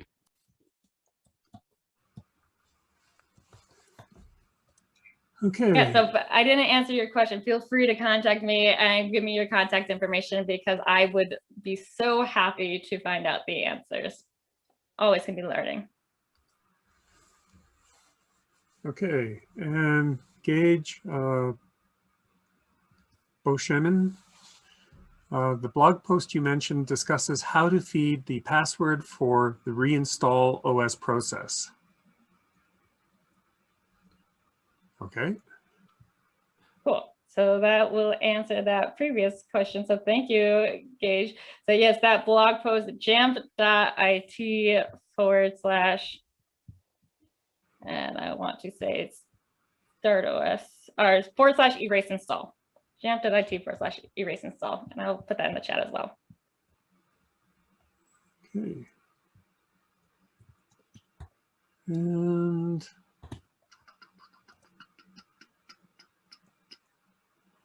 I don't see any other questions unless somebody else has something that I missed. Did I miss anything, James? No, I think we got all of them. Okay. That was a great presentation that answered quite a few questions I had. So for me, that was good. Happy to hear. Thank you so much for letting me present. Thank you. Okay. That is great. So until this evening, this ends our first session for the MacDeploy conference. At this time, I would like to thank all of our speakers for some very engaging and very detailed, very interesting talks. I have a few pages of notes that I have to go through now and try and figure out what my chicken scrawl means, which means I'll probably be there for many hours trying to decode my own code. With that, I would like to invite everybody to come back this evening to the social event. We will post the link to it in the MacDeploy channel, but it'll be the same Kumo Space link that we were using earlier this afternoon. So with that, I look forward to seeing you all this evening in the social event. Have a good evening, have a good afternoon, and we'll see you later. Bye, everyone.